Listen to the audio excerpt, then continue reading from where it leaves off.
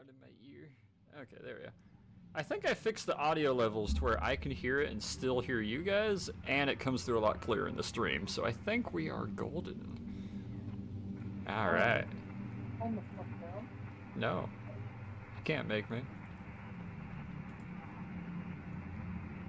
All right, everybody ready and good to go? Everybody got snacks, got your charcuterie, got your cheese balls in front of you? Mm-hmm. Yeah. I got my Mountain Dew and Doritos. We got nicotine, alcohol, and energy drinks. I've got some flavored water. I'm ready. Ooh. I have no drinks, and there's my mom's in town, and I I heard. have one baby with me, so it might be one of those things where I might have to. If you bounce do need to mute or bounce in and out, just give a quick little heads up bouncing, and yeah, we're good. And then when you drop in, if you can drop back into chat or whatever, just make sure you like right click join without sound. Yeah. Well, I'd probably just mute myself. Or just mute, yeah, that works too. Put Wilhelm on autopilot and roll a d4 to figure out what he blows up next. Yeah, I'll have you on a little bit of autopilot, I'll just be watching for the little tag.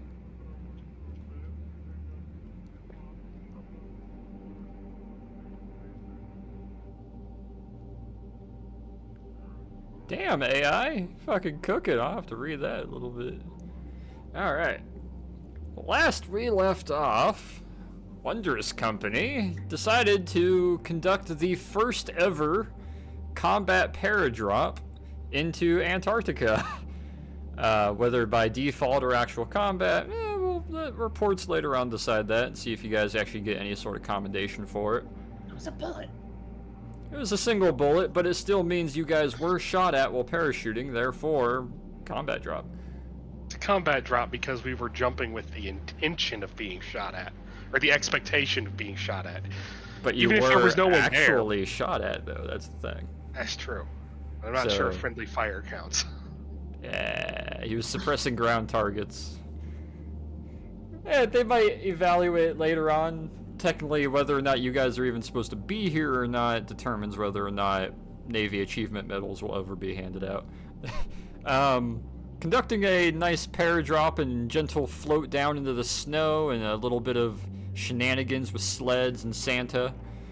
You guys made your way along where you had spotted from the air what looked like a big, nice, clean knife cut through one of the glaciers at water level that ended up basically bursting out the other side and coming to a sort of half-frozen lake stop on the opposite side of this glacier.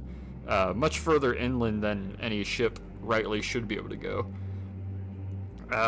Moving up to investigate it, you realized it was in fact the Schwabenland 2. Very frozen over, slightly a tilt, and looking pretty derelict, including one of the maintenance vehicles and tow tractors, for lack of better words, very dismantled and broken laying beside it, including a lot of evidence of damage and scraping and running aground, where it looks like, from what you've been able to figure out, the ship was going full bore ahead and decided to run into the ice shelf in the glacier to try to break through it entirely. You realize this may have not been intentional, as the moving inside, you were able to find what was left of the sort of raisin-dried captain who seems to have been trying to cut his way out of the belly of the ship with an arc torch before dying. Moving in further, you've discovered that the coal-burning engines had run completely dry and were running at full blast before finally turning off on themselves. Another telling sign, before moving up further and finding both food storage, sleeping quarters, and what seemed to be a holding room with 2 cages in it. Both of these cages empty. One of them having some what looked like might have been damage, but it wasn't really investigated too much further. More so focus on the food. Do not mention it. Multiple boxes labeled food and feed. Food being contrary to food, at least that anybody within their right mind would eat, minus 1 kobold, and feed, being mostly corn and feed mix that you would find in like a trough. Skipping the other aforementioned part, as you guys moved in further, you found a bunch of wine, some grog, unfortunately mostly dried up. You also found a bunch of molasses, assumably for a heartier food well further south in the frozen tundras. Seems like they weren't super focused on good tasting food, just raw food in general. Continuing further along, you guys have made your way now to the next deck where you found the compartments and a lot of the private effects of the assumed crew. Along the way, having also found a third victim to whatever had transpired. From what you were able to gather with a little bit of medical knowledge, it looks like they had been kind of twisted and mangled by a very dry surface at multiple points across their body. Something that rightly shouldn't really be able to be done unless done by like 20 people at once, all trying to give you a simultaneous like Indian burn or rope burn. Moving on a bit further, you guys ended up going into some of the personal effects where you discovered, let's see, let me move you over here to Arctic Ship. Digging in a bit further, you guys found a specific item, or rather Hachu found it, and unfortunately at the cost of your eardrums and a little bit of hearing loss for a moment, you managed to find a Belgian mountaineer's bellowing cap, or basically a yodeler's hat. As you found out, any vocal sound made, including a burp, a belch, a spoken word, a whisper, anything said, comes out at about 5 times louder than whatever it is. Alakablam! Quite literally. However, you realize that it also, with a little bit of magical analysis, while projecting your voice, also seems to project any spells. Notably, this is probably for someone of a bardic or clerical inspiration. However, any ranged spell that is cast with it, whether damaging, helping, buffing, whatever, any ranged spell now has 3 times the range. However, you have to be actively wearing the hat, which means any vocal sounds you make are 5 times louder, so it comes at a bit of a drawback. Clears the throat, blows out everybody's eardrum. It just sneezes with it. Oh god! However, having found that and pocketed, I'm assuming Hachu's got it pocketed or holding on to it for right now. We last left off with you guys looking around through the personal effects and having realized not really anything else of note or worth finding here. A couple notebooks that seem to be diaries, but nothing has been filled in. Mixed match of various Germanic casual clothes and business clothes, coveralls, jeans, but nothing of real significance in this room other than that. And I believe the last note we left off on was Wilhelm. You were making your way down the hall while the 4 of them were checking out the room. Yeah, I was basically just standing watch if anything would come around that corner. So maybe I got to there at the most. Alright. And I really didn't go further than that. So let me reveal this here for you. Whoop. As you walk down, you can see there's a little bit of a hallway, and it continues down a bit further, where it seems to go around 2 corners, and what seems to be another room in the middle. Just a random question. I wouldn't see it probably from here, but right here, is that door? That is a door. Okay, cool. Just wondering for my essay. Yeah. At this, since I see it breaks into 2 hallways, I'll probably stand at the corner here and look down both ways. Alright. And then I'll see the door and be like, is that east? This would be north, south, east, west on this map, yeah. Okay. Alright. Leroy, if you're with us, you were kind of hanging a little bit towards the back of the group. You've seen them all go into the kind of barracks living room, and you heard the large, just kind of echoing sound from Hachu for a moment, and then some yelling afterwards. And it seems like they've pretty well figured out what's going on in there. How would you like to move about? Who would you like to tag along with? Was that an Illudium Pu-36 explosive space modulator? Was that what went off? Ugh. Oh god. No. Ugh. There's no ghosts in there, right? Don't fuck with no ghosts. From what you can tell, no ghosts. I could talk to you for him if you want. Talk to me for them? What? Talk to them Yes. for you. You're gonna be a mouthpiece for ghosts. I mean, As long as they speak, Are you a ghost? am I? I'm gonna grab him and like I think squeeze, so. like see if he's actual physical.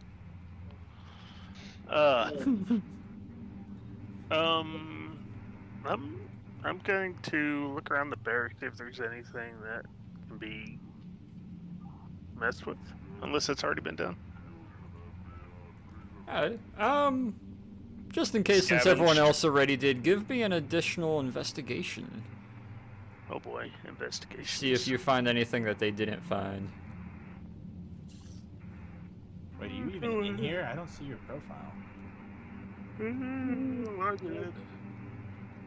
Oh no, You I'm okay so there? tired. No, I'm out of it. Need some coffee or an energy drink. I have some right here, actually. Sick. It's too late to go get some ribbons. Yeah, I don't Load, see. God damn you. Speaking of Not Torin, why even does in roll every 20. Oh. why does every single Rockstar Recovery can have dents all over it? That must be your local distributor thing. Also, they aren't carbonated, so there's less pressure, so they're easier to Yep. get. That's why I never liked Rockstar. Excuses. They're not carbonated. Those are excuses. The local distributors are doing a poor job of stocking them. They really are doing a poor job. Yeah, my monsters are always in stock. Looks like they just yeet them. Oh yeah, and fucking. I when it's topical later, I can complain about how no one actually stocks any of it anywhere except for sometimes. Fucking Target hides them in the freezer section. That's why we're the best company around in this area. Oh. Of course Hey! Alright. So you're kind of looking about. Yeah, you don't really find anything new or unique. You do a little bit of rustling through, lifting up some of the clothes, looking underneath, seeing if there's anything, but you don't find any real No stuff books, of no journal, interest. No books or journals really of note.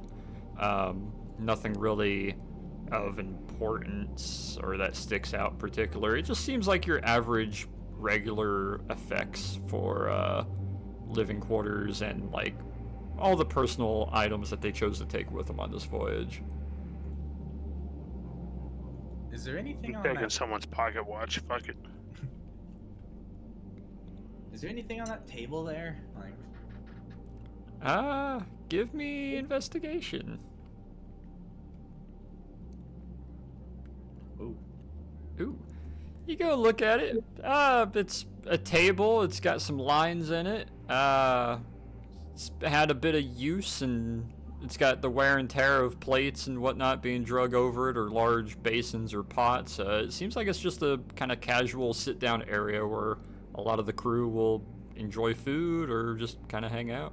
The follow-up to that question was, does it look like something was interrupted by the things that might or might not be on the table there? There's actually nothing on this table in particular. It just looks well used, but there's, aside from the light layer of dust over it, there's no anything on it. Okay. Does this door open?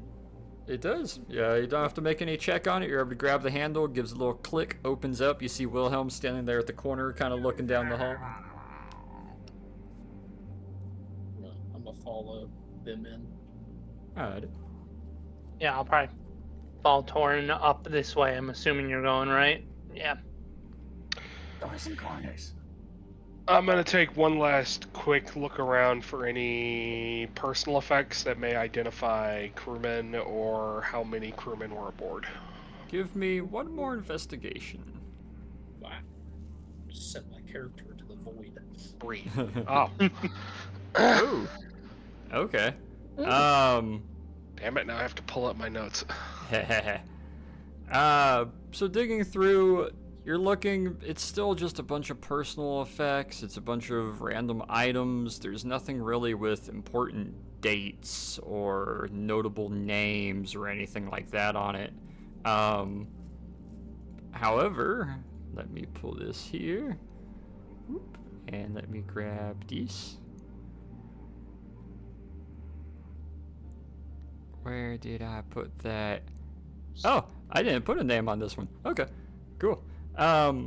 You do find one of the little bitty books that looks like it was random entries about like snow and winter and things of that sort.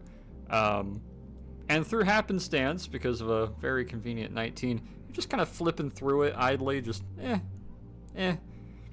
And you get to one page that seems to have about twice as many words as the others do. They seem like random work notes for the majority of it.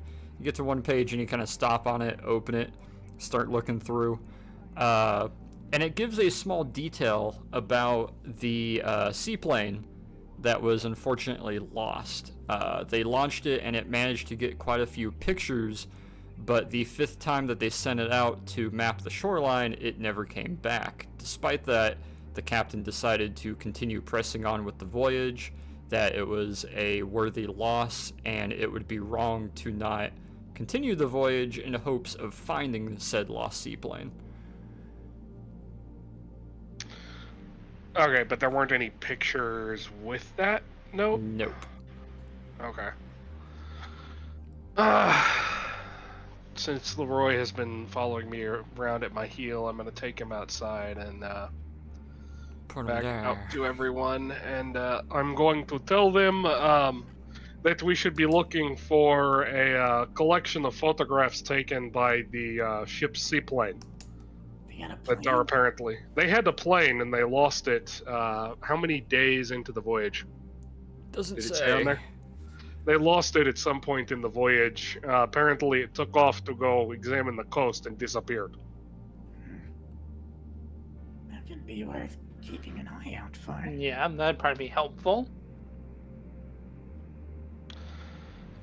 I think they might have snapped a picture of whatever caused this, or Perhaps. Suppose you said the photographs. It said what did it say about the photographs again? It said it was just going out to take photographs of the shore and kind of look ahead along the route that they were going to be taking. Okay, yeah. So, all right. Is this a door in front of me? That is a door. I'm gonna open the door. Give Are me there a any doors strength inside, check. Reach and clear. What's up, Wilhelm? Are there any doors on the bottom side? Nope, just that one door leading in. Since I No, see that I'll, moving, I'm gonna move to the next corner. Alright. I'll assist Peter with Yeah, if the both of you want to give I'll me a hit the strength door. check as you guys check that out. Did someone just make a knocking sound, or did I hear a gunshot? No, that was them playing the fucking door knocking noise. Okay. Dick. ooh, Wow. So as you guys are turning the corner here and you look over as you're able to see this unfortunate sight in front of you, a loud sort of bang behind you sounds out as you realize the two of them are kind of shoulder checking and gaining entrance into that middle room. The ice that is crusted up on the FBI, inside of open it, up. it swings open and lands and kind of gives that little rattle. Give me a perception check, the two of you, as you kind of peek into this room. Fail the perception Yeah, check. another the room body remains over here. black. I'm so tired of fighting people ripped in half. Ooh. I got it too. Hachu, give me your perception. Let's see if you're I'm perceptive. jarred after hitting the. Yeah. Cold shoulder. Come on, come on. I always forget where it is. It's the only P. Besides persuasion. no, not, there's persuasion. Yeah, besides persuasion, And that's performance. right. And performance. And performance. They're And all precipitation. Okay. So Peter, you I don't can really make it notice rain it, more but ways than one. as you kind of step and lean in, you realize that this room was basically more open to the elements up ahead as the engine stack and smokestack that goes up through the middle. It seems to be mostly a maintenance room for the stack itself and for what seems to be central heating. However, it's got some kind of interesting looking pipes that run to the adjacent walls and disappear within the superstructure. Not quite sure what to make of those. However, Hachu, you do notice that the ice buildup around the edge of the door isn't nearly as thick as it was on the floor and the walls and some of the idle tool chests sitting about. And you're able to get a rough idea, with that 16 being exactly what you needed. There is a pail laying on the floor, very iced over and encrusted in snow and kind of drift from up above. And you realize somebody poured water over both edges of the door after they closed it. Well, Don't dead open inside. somebody purposely froze this door shut. Is there anyone inside? Let me reveal the room. I realize I have not done that yet. Yoink. Looking around, kind of peeking about, there's nobody inside. No evidence of anyone other than a bucket that was used to pour some cool water over the sides of the door sill to try to freeze it closed.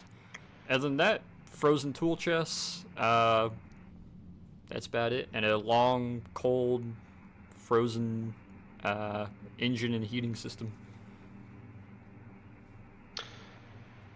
How could someone freeze it from the inside if there is nobody still in here?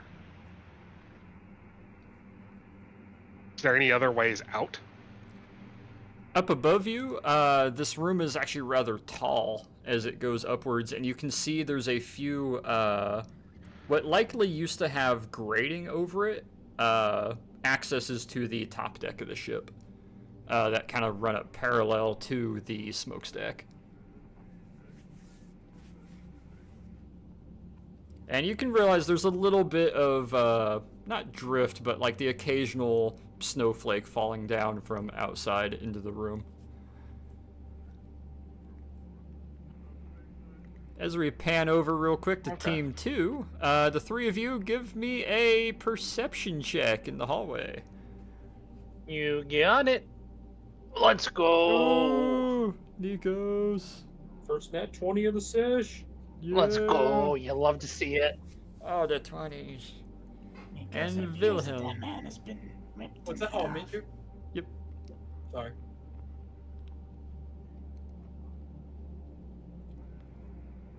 So I have a sleeping kid on me. You said perception. Perception. A The one woke that's rubber hard to kid. find. Damn, a 20. Thorin, you're a little more shooken by the image itself. However, you are able to notice and realize this was done by what seems to be arguably one entity or one sort of ordeal. Very obvious signs. Nikos, you're able to look at this. Fucking Wilhelm, come here, check. Wilhelm, you're able to take a peek at it. But Nikos, yeah, you're able to tell this was a struggle. This was a drug down the hall, grabbing door sills sort of struggle before a very untimely and very similar to the guy one deck up above that you guys found. If you had to take a gander at that nat 20, it seems like they took a bunch of very thick dry rope and cross-wrapped it around the midsection, and then in your head you're kind of imagining, how would it pull apart in this fashion? Well, if all those ropes were kind of being pulled or twisting opposite directions while they were layered over each other, you would get about the same effect as this this unfortunate dude experienced. And you can see, after having been dropped, some of it was drug, and then there is a kind of odd set of tracks that look almost kind of like bird-like. Ignore the fact that it's human feet in the model, but there's kind of a three-pronged bird track of sort that goes down and disappears through the next doorway. Alright, the kobold doesn't. Does it look on the floor. eaten at all? Nope. All right. Not yet. Or just dive. That Constitution save was to not heave, okay? Yeah, you're gonna eat him instead. And then these stairs go upwards, I'm assuming? All right. Yep. Interesting. Is this a doorway? That is, in fact, a doorway. Closed or open? This is what Closed. I've been thinking this whole time is that something was eating the crew, but it doesn't look like this one's been eaten at all. I'm gonna move there, but kind of avoid the footprints as to not disturb them. And I'm just gonna check the door, see if it's open. Alright. Torn, yeah, you managed not to check up, but it's not necessarily the most visceral sight anymore, considering it's long dried, it's done with, it's very cold, so everything's kind of that raisin preserved. Like, it's not as visceral other than the initial imagery of it itself. Give me a strength check as you try to open that door, by the way, Wilhelm. Okay. I was just checking to see if it's unlocked. Kind of like just twisting the knob and pushing a little. He did struggle before going down, though. A strength check? Yep. Nope. You grab the knob and it gives a nice click. You realize it is locked from the inside. Okay. Since I'm in the business Well, of making poor decisions, I know one thing I do when their door's locked. Wait a follow minute. the bloody footprints. Leave the call. No, I'm still here. No, that was Leroy hit me up. He is dead tired, so I'll be having him just kind of shout at you guys from behind. He was drinking Okay. coffee. Yeah. So right here, Sometimes coffee isn't enough. actually, I realized this whole time, my little cannon's still been with me. It's been crawling on your shoulder, yeah. We'll go to the other two as they go to investigate the footprints real quick first. Yep, no problem. So what are you two looking at? I'm just following Torin. He's doing like the fucking Scooby-Doo follow the footprints thing. Alright, Got give a me giant, comically large magnifying glass out. puts his glasses up to his eyes, like fully, not like hanging on the edge of his snout, and you just realize, wow, those are like 10 times magnification. This giant pupils. Yeah, give me investigation, Torn. As you kind of look to these sort of bloody bird tracks. You're a bit disheveled. So you're able to see, like, yeah, they go down the hall and then they just seem to stop at the door that is closed. But, you don't really notice anything too much in particular. You're more so just, red lines, follow red lines. Door. Can I give a investigation too to try and figure out maybe what it's from? You may.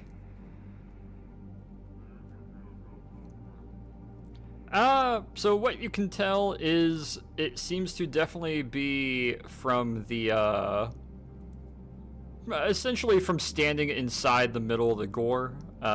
However, it seems to be dragging it a bit further than it really should have. But it walked along at a very slow, like, short step pace. Judging by the size of these claws, it should be a lot larger, or it should be taking a step every third footprint that you see, but it seems like it is taking many small short steps as it's walking along. We're going to Took knock its on time. the door.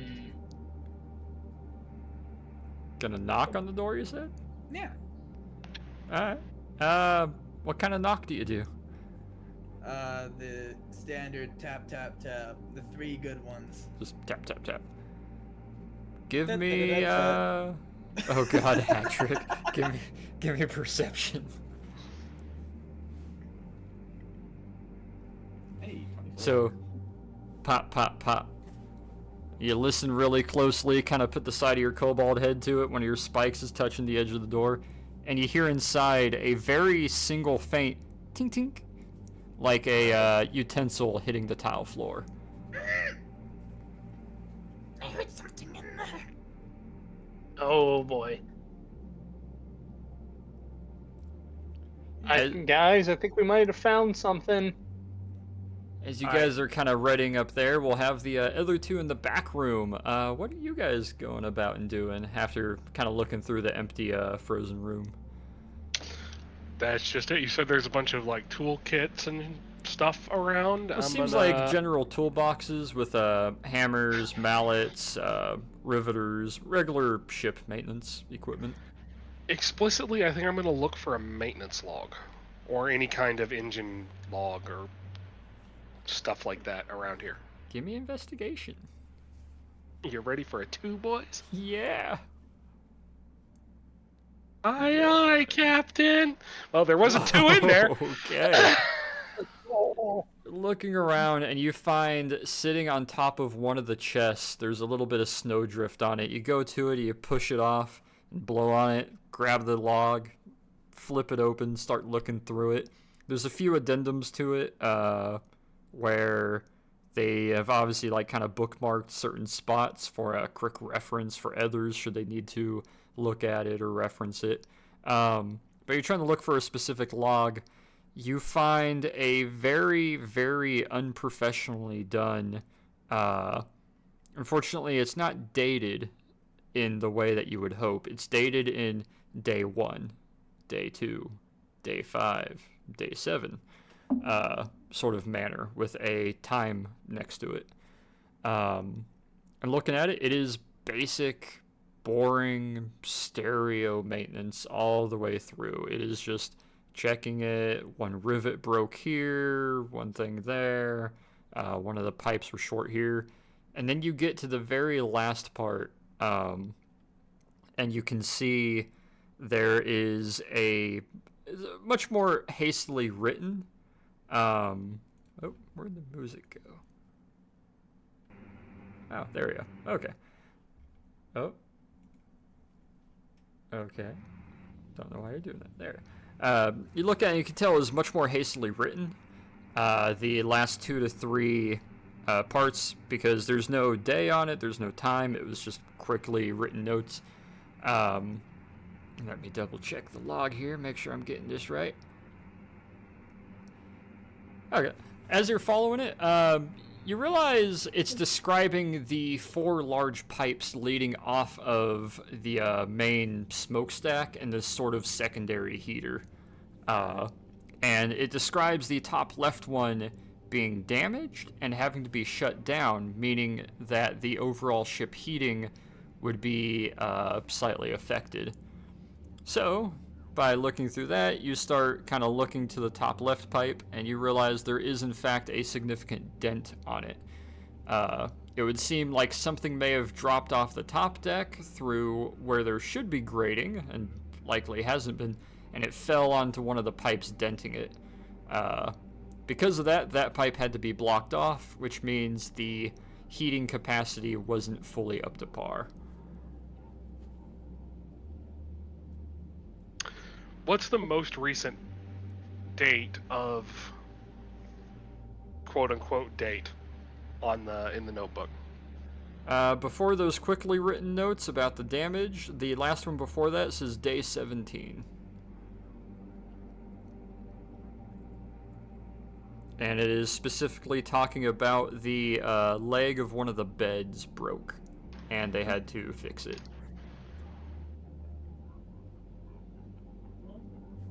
All right.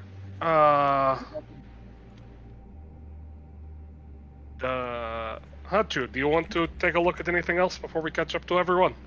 I don't see anything of worth in here to us, so let's just catch up with everybody else. Because I have an idea. Oh. All right. Give another knock. Specifically that knock. Is that really the shave for 2 bits knock? Yes. Oh my god. Alright. Give me another perception, the both of you, at the door as he gives a little kobold tap, tap, tap, tap, tap. Hey. Hey! You both Nice. kind of are looking to each other as you're leaning in and putting your side of your heads or your ears to the door. You hear no movement inside, you hear no shift, and there's a unfortunate lack of a double tap at the end of that shave for 2 bits. Damn, it always works.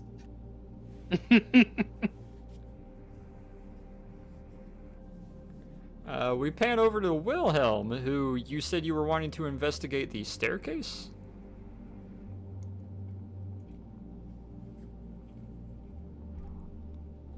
Wilhelm? The baby got him.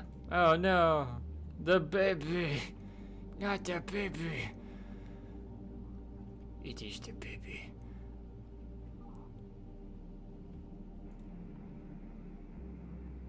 Ah, okay. He's in the phone call. So we'll pan over to the other two of you. As Hachu and Peter, you guys come walking around where you see the dry, twisted remains of a person pulled apart, and you can see Wilhelm kind of looking up the staircase a little bit, and the other two just down the hallway, leaning in and listening to the door.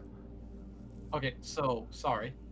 I wasn't looking at the staircase. I was backing up, and I was actually gonna what's it called? Give me a second to focus my mind real quick. I was going to dismiss my cannon, but create a new one in its place. That was the Force Ballista version. Okay. Oh, actually, I take that back. Let me read something real quick.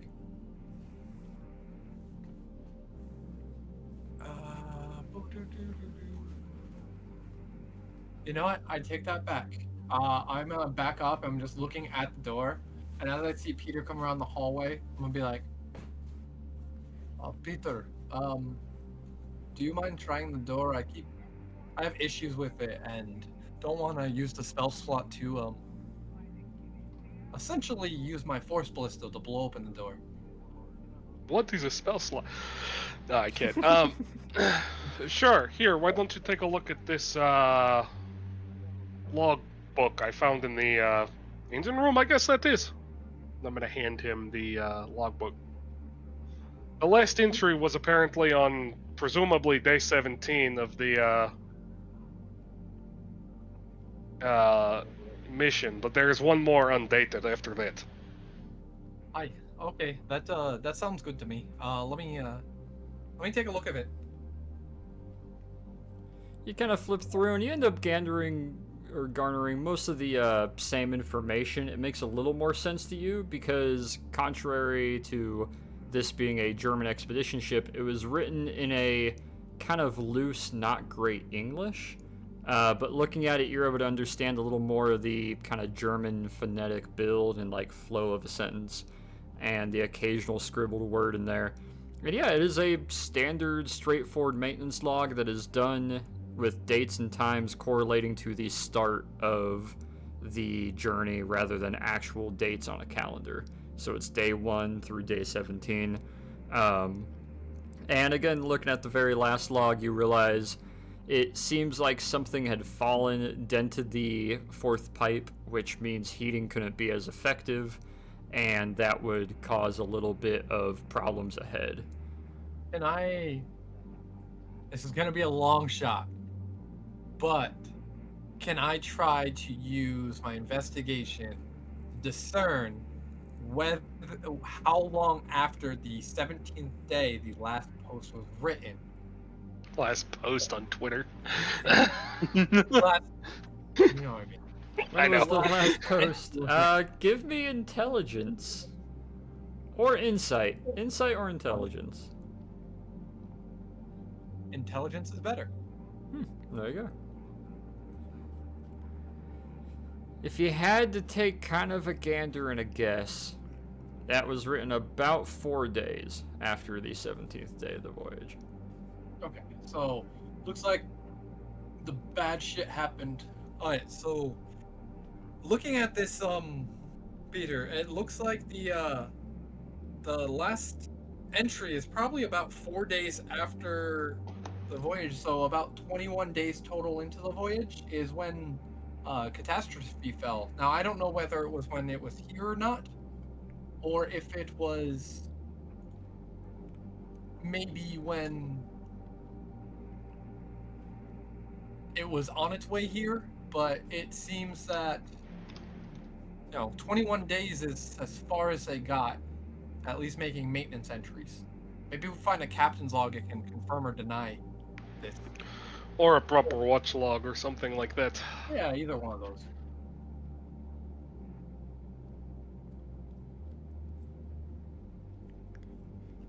Just as a note to the DM, the kobold is going to remove his glasses and instead place a monocle upon his how you hold a monocle. Yeah. Is it the monocle? Okay. +3 to perception on anything that pertains to. Give me perception then. We'll add 3 to it. Wow.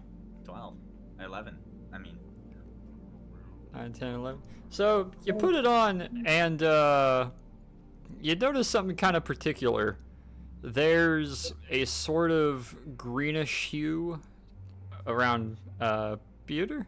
There's sort of a bluish hue around Wilhelm. A sort of greenish with red underlying hue around Hachu. Essentially, the borders of your tokens, there's a slight hue around each of your characters. What you notice, though... What you notice, though, looking at the body, there's a very present... Imagine everything is slightly brighter in color, like everything you're looking at. There is a very muted sort of dryness or lack of color coming from the torso of the body that has been sundered in two.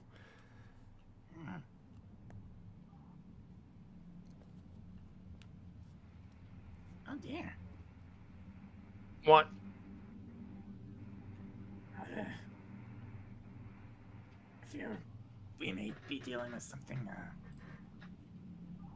elemental, undead, perhaps both. Hmm.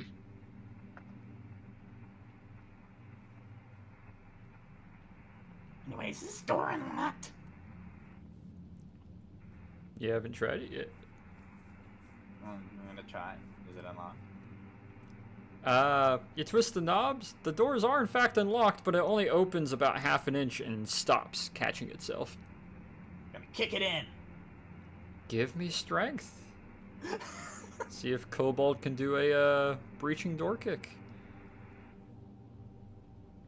Gotta change out the batteries to my keyboard one second. Alright. Oh shit! Yeah, like a middle schooler trying to kick in a door. It hits and it gives for that ½ inch before it catches and closes again. And Torin, you unfortunately fall back and land on your butt. That did not have the desired effect I wanted. I'll give it a kick. Alright, Nikos, give me strength. Jeez. Much better. You hear the breaking of brass and metal as you realize one of those multi-pronged candle holders had been shoved over the top of the doorknobs. You break the doorknobs off and break apart the candle holder as it flies open and reveals the room. You don't even have to really make a perception on this one. It reeks of old wet paper. It is stanky of old wet paper. That's a weird way to talk about his mom. The most putrid smell I've... I hate it.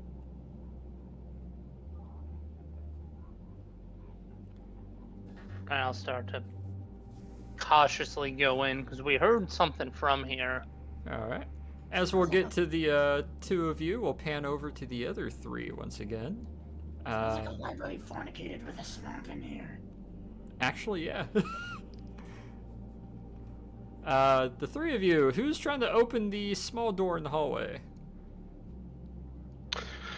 I will. Give me, yeah, you don't really have to roll, so you can tell it's locked. How would you like to unlock said door? That's to me being used as a battering ram. Very comedically. Come on, Wilhelm, we have to pick up the snake. No,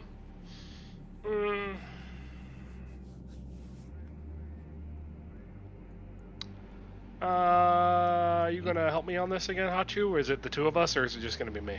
It's the three of you. Okay. I'm just gonna give you a helping hand. So. Wilhelm, can I borrow your crowbar? Oh, that's valid.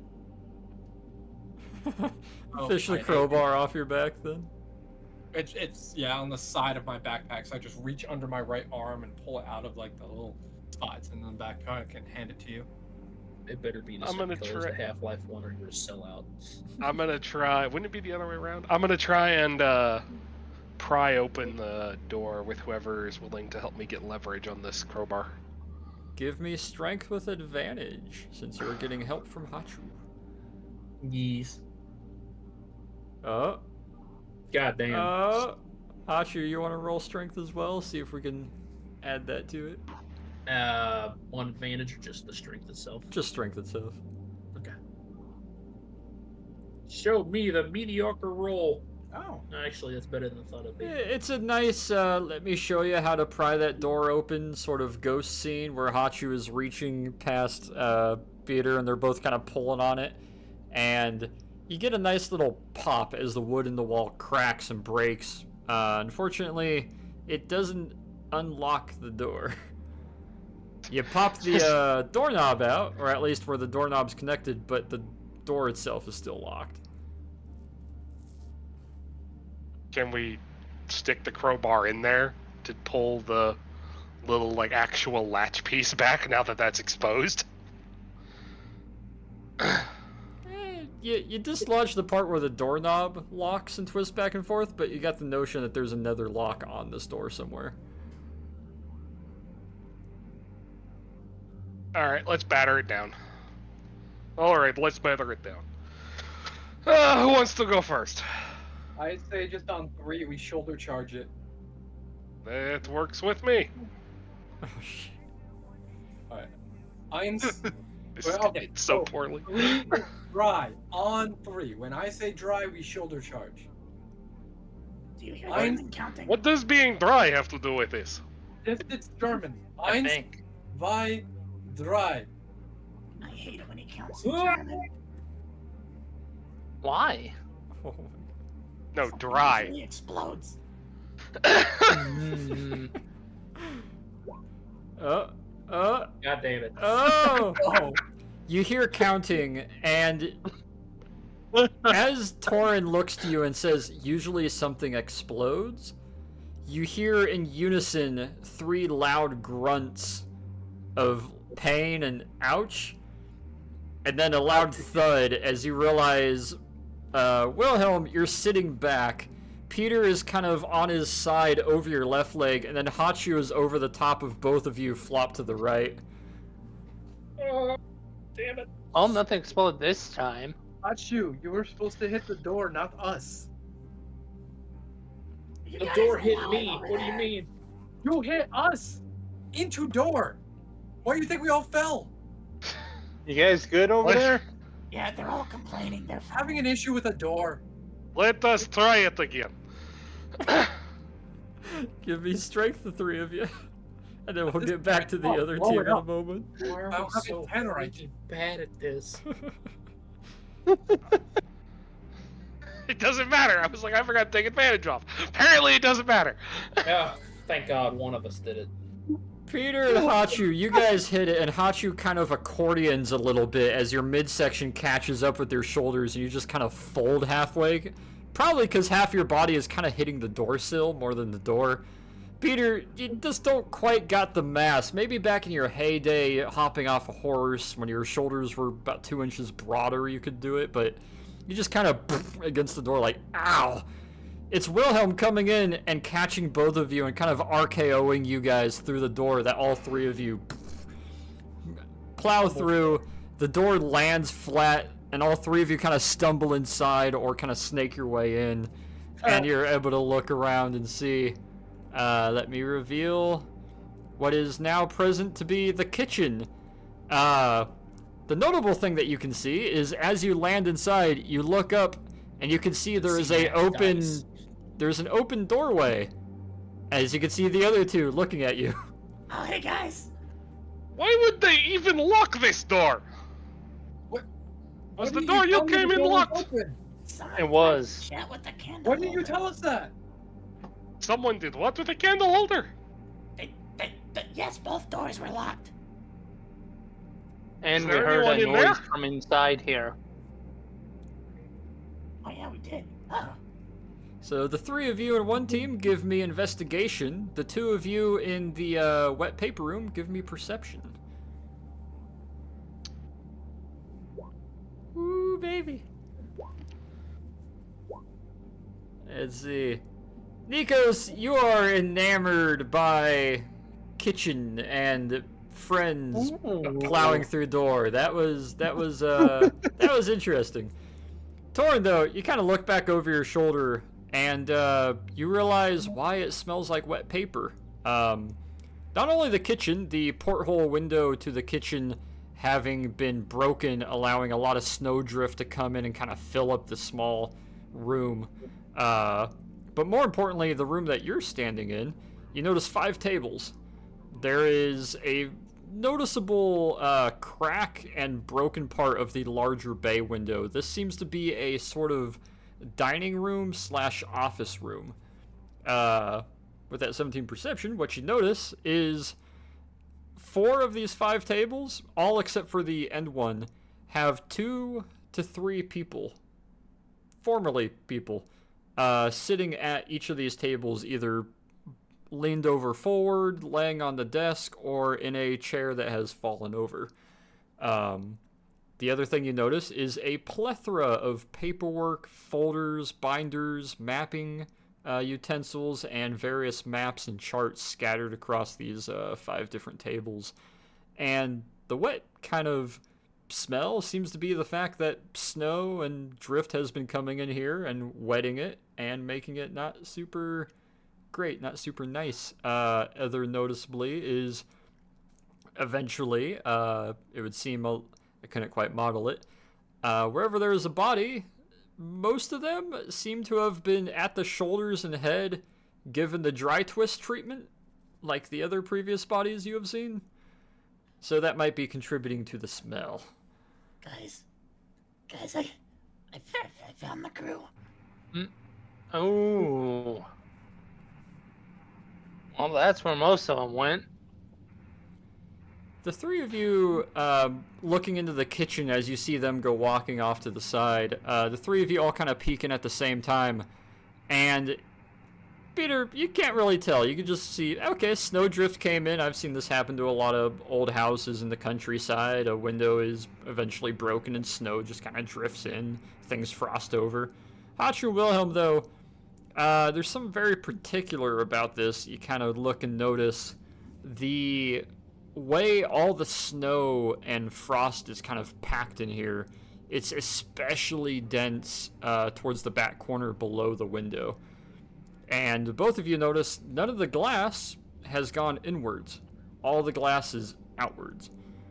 And the snow and kind of ice buildup seems a bit more aggressive. None of it's like pointing or drooping downwards like it does naturally. It's all going horizontally or slightly upwards in pattern. The various icicles, the freezing, the snow drifts. It looks like all of it was like it blew in from your guys' side of the kitchen and blew out the window.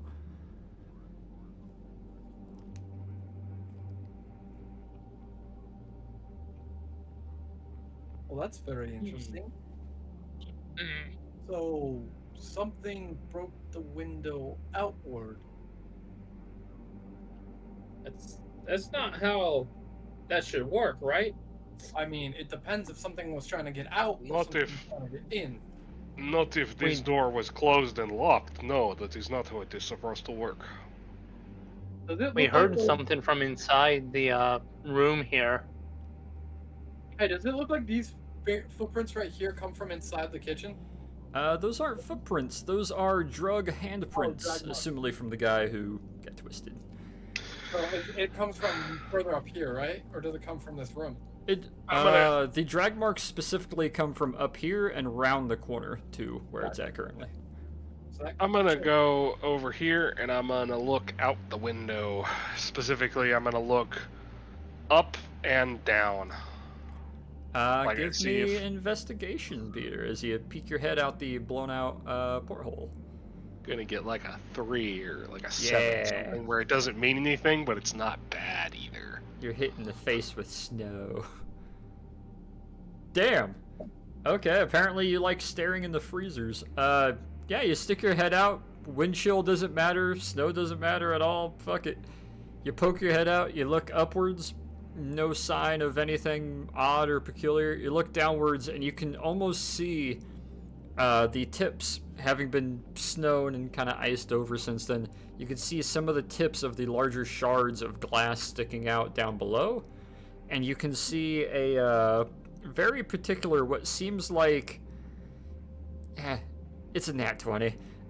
You can see what seems to be the top, maybe quarter of a head sticking out, specifically the top, like, backside of a head, notably because of the hair on it, sticking out about an inch out of the snow down below.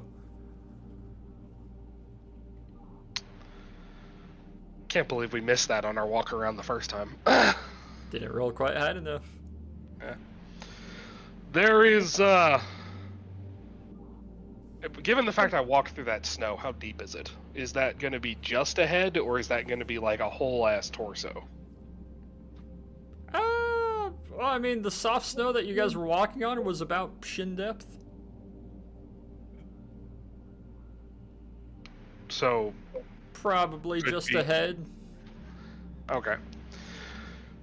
Looks like we walked past a head on our walk around earlier. I'm gonna say as I lean back in. Is there a body attached to it, or is it just the head? Lovely. Does not look like it. Sitting in the snow just below these windows. Have we seen any head or bodies with no heads attached? Did they in here say that they saw nothing? This room is full of bodies. Yeah. Yeah, but It's weren't they full. all headless? Or did I make that up? You're mostly correct. The heads, for the most part, aren't connected to the bodies. You might have to do a little bit of math and accounting to figure out if the heads match the number of torsos. Well, I think it is time to do that accounting. I go and start counting. Why Yeah, I'll did they do it. all die sitting? I'll take the bottom, you take the top. Someone else should keep an eye out away from us. There was no struggle here. They all died sitting. Did they, or did someone put them here? Do you want us to roll for the counting or just... I would like anyone with medical knowledge to roll me medicine. Medicine. Does whatever, rolls a 3. Hey. 11. Wilhelm and Peter, you guys kind of co-opt and look at two of the bodies sitting at separate parts as these questions are kind of being asked. Yeah, it's very evident these bodies around the jaw and the neck and at the shoulders, it seems like they were just aggressively dry twisted and pushed over or dropped or essentially pulled apart. But both of you kind of realize at the same time, looking at perhaps one or two that actually still have most of their upper body well mangled, still together in quotations. Very clear evidence and signs of a very, very aggressive poison. Signs of a poison. Oh, I should get a bonus on that because I have a poisoners. Like I have a. Oh. Anything If that you deals with if you have anything of poisons, roll me another medicine. We'll see if it's higher than that. It's 14. Does slightly, Oh. not much. All right. Yeah, you guys are to look at it. It looks like they were poisoned and died in place. And then if you had to kind of connect dots, they were then aggressively mauled and pulled apart at the shoulders and heads. Like something walked through and was just crack, crack, crack. Do you share this information? Yes, I think that they were poisoned before their heads were torn off. I concur. Having dealt with poison a bit myself, it's one of those things that you can definitely you can tell the residual effects. If I did a full blown what's the word Autopsy. Autopsy? Yes, I did a full blown autopsy. I could probably look at their insides and confirm that was poison. Usually the liver or the stomach has some discoloration, blackening, things of that nature. I think I don't think you'd probably be able to tell much from these guys. They look a bit. But with the cold, it actually would probably preserve them quite well, and their innards would it'd show evidence of poisoning. But I feel like that's a little extra thing we don't have to do as of this moment. I think this is starting to make a bit of sense. Who poisoned them? That's the question. They poisoned themselves. They were trapped in there. This is where the crew ran to. They were chased here, the line of bodies leading up here. They were trapped. Trapped by what? Then what did we hear when we knocked on the door? Are the windows in this room blown out? Only one, and it's the larger back window here, and it is specifically blown inwards, that one. That one seems to have broken naturally by just wind and unfortunate hyper cold, and has allowed a lot of snow and ice to come in over time. I'm gonna still take a look out of it anyway. Good. So, Torn, you said that you knocked and you heard something coming from this room?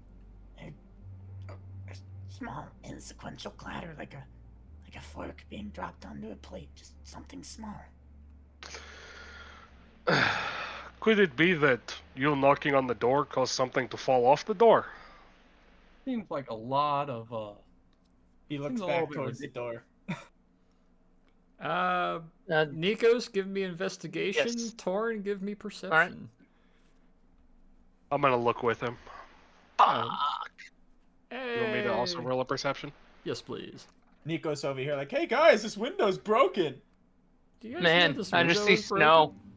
broken? You're like, yes, it is.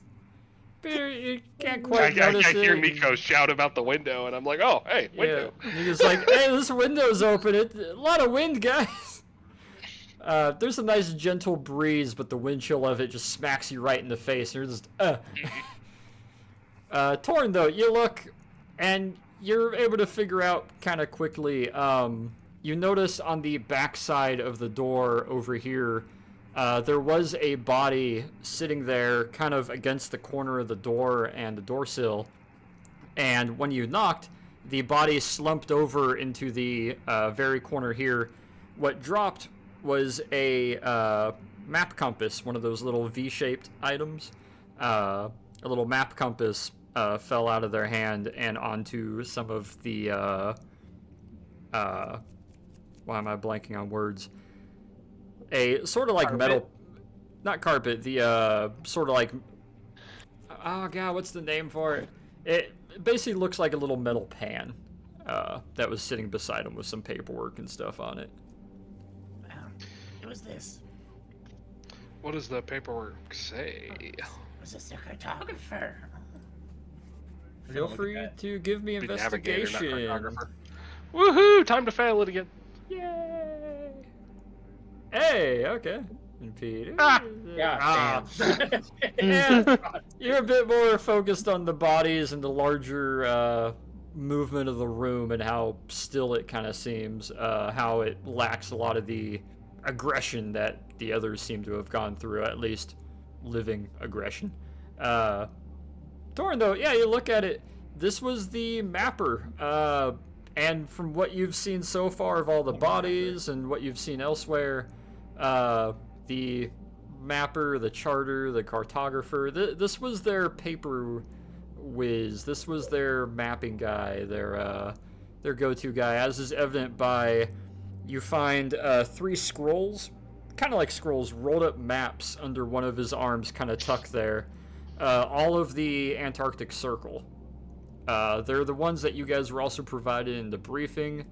You're able to notice nothing really different or particular about them. They show the different divides of land between... They're not annotated or anything? Nothing like that. However, you do realize on the little pan sort of tray that the utensil fell onto out of his pretty long dead hand, you notice that there's a couple manila envelopes and a nice good stack of pictures, kind of dusted over, some of them a little ruined and kind of sticking together. Yeah, 17's enough. There's about 60 photos overall. Hey, Peter, didn't you mention pictures? Was it? Found a note about pictures taken by a reconnaissance aircraft. I believe I found them.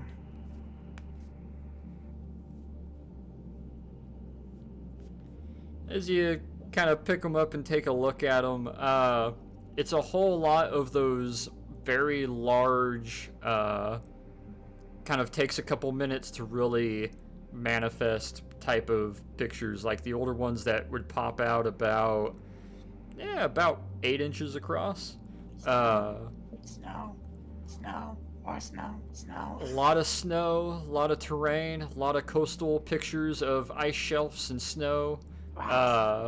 There is one particular picture as you're kind of digging through of the ship itself, as they're doing kind of like a flyover of the ship, taking a picture of it. Looks a whole lot better at sea than it does now. Look, a selfie. I would like you to give me a sleight of hand, Torn. Oof. As you're going through, some of the bottom ones are stuck together, having kind of melded and mushed and gotten kind of wet and soggy. And you're peeling through them, and you get to one that's a clump of about 3 stuck together. What you assume to be 3, maybe up to 5. They're kind of just clumped, and you can't really peel it, and when you start trying to peel it, it kind of does that tearing thing that's starting to ruin the ones underneath. Stop. Yep, so you... Don't try. Yeah, you don't take it further, but you can't pull it apart at the moment. You're gonna breathe on it. However, I want you to give me a perception as you look at the very top one, however. Oh, Hey. You look at it, looks like a windswept snowside. Nothing really particular, nothing... there's a bit of a shadow, more of a shadow behind one of the kind of windswept parts. And you look at it a little bit closer, fix your glasses a little bit.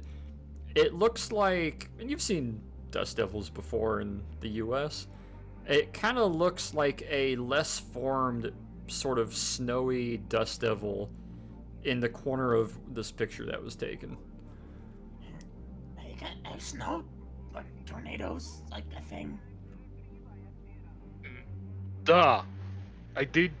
In some of the pictures from the first Schwabenland, there were some things like that in the background.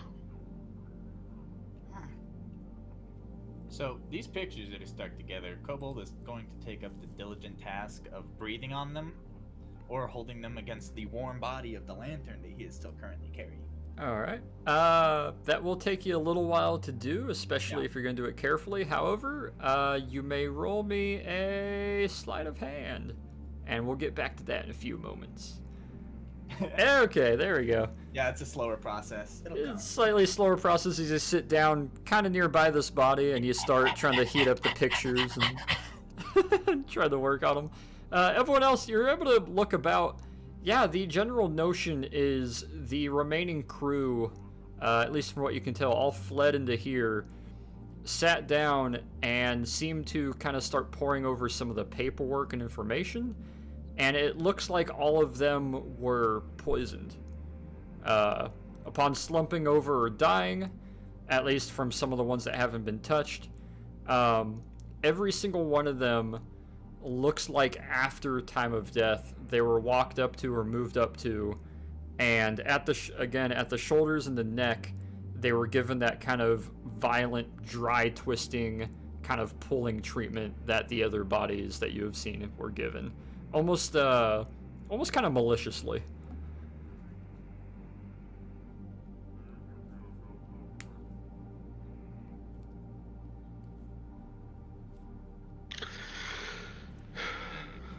I'm gonna start going through the pockets of these guys. Alright. What I Hachu. Just Hachu. poke my head out the kitchen. Yes? Pick one of these guys that still has a head and try to talk to him. Alright. please do not talk to the dead people. It is not good for them.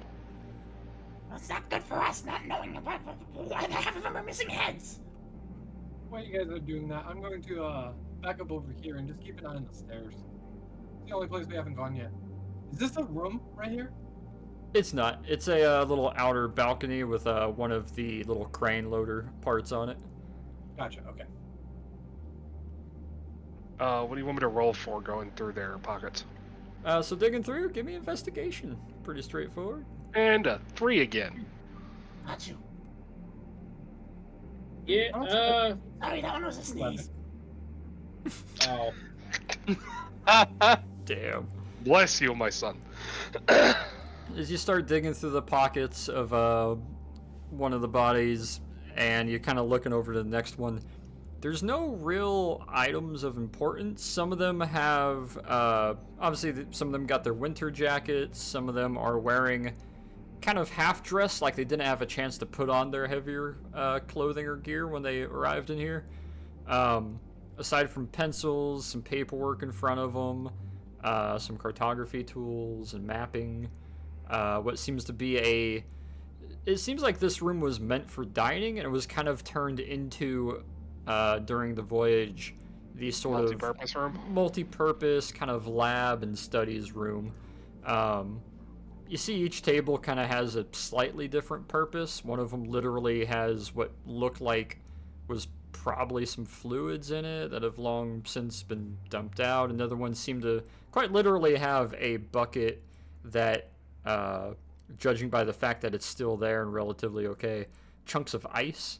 One had some rocks in it. It seems like your general Antarctic voyage. Only we had information. Doc here to come molest Scrape the 'em, right? old Right. bodily fluids, presumably, that have We been can sitting clone around. them. Are there any notes on the maps and stuff? As you're Charts? looking Have they done through, soundings? If you're looking through, and Nikos, if you would like to help him look through or not, I would like Yeah. you to give me perception. Nikos, if you could I'll roll help him. better than Peter. Well, I've got pretty good perception. No, you can't. No.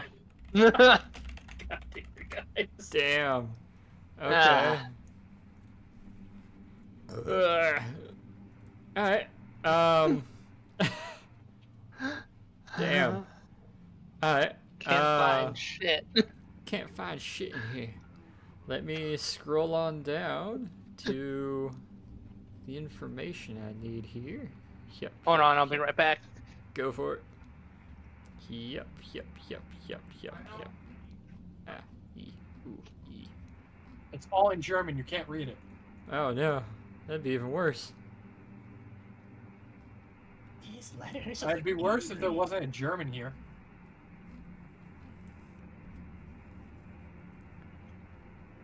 So, as you're poring over some of the information and some of the paperwork, you don't really see anything that sticks out in particular. It seems all like your general, just at first glance, snow is snow, this is the composition of snow, or we believe this is how much snow there is, or this is how thick the ice shelf was and how it gets thicker. Basic understanding of the Antarctic. However, with that 11, you barely catch eye of one paper that makes you double take, and you kind of look back, and you lift it up to you. You can't read this one at all, as it is all purely in German. However, there is a very particular symbol up in the corner of it that you can't help but focus on a bit, but you're not really sure what the contents of this page is, not speaking German, but in in-game images, this symbol is up in the corner. Hey, Wilhelm, Yeah? we need a German reader in here. Oh boy. As he comes in, I'm gonna kind of switch with him in the watching for things coming down the hallway position. Okay. So, let me take a look. Hey, Peter, roll perception. It's so Jover. Wilhelm, you go to look at it. I feel like an investigation's kind of redundant here as you just kind of look it over. You find Doing it anyway. Go for it. Yeah, ET. You've forgotten how to read your native language. Oh no! Honestly, yeah, I probably should have left that one to it. You look at it, you see a symbol that you're not super familiar with. However, you are very familiar with a group known as Thule. Upon looking at it a little bit closer, you realize that this is a document to the captain of the ship, specifically going to Captain Alfred Richter, and it comes from Richter.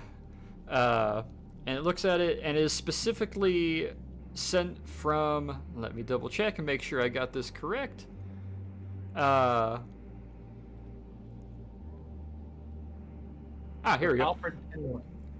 No. This specifically comes from a Hans Frank and it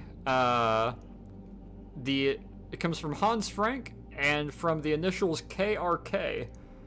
And it's specifically addressed to the captain of the ship, Alfred Richter. And it is essentially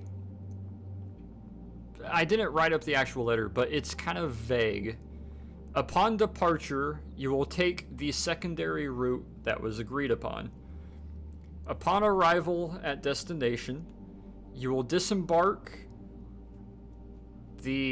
and the word that you can kind of see that is kind of referenced a couple times, the word in specific is ghast, G-H-A-S-T, which most people know as a sort of form of ghost, or often referred to in the same way as a ghost would be referred to. Upon arrival at destination, the ghast is to be unloaded and securely disposed of.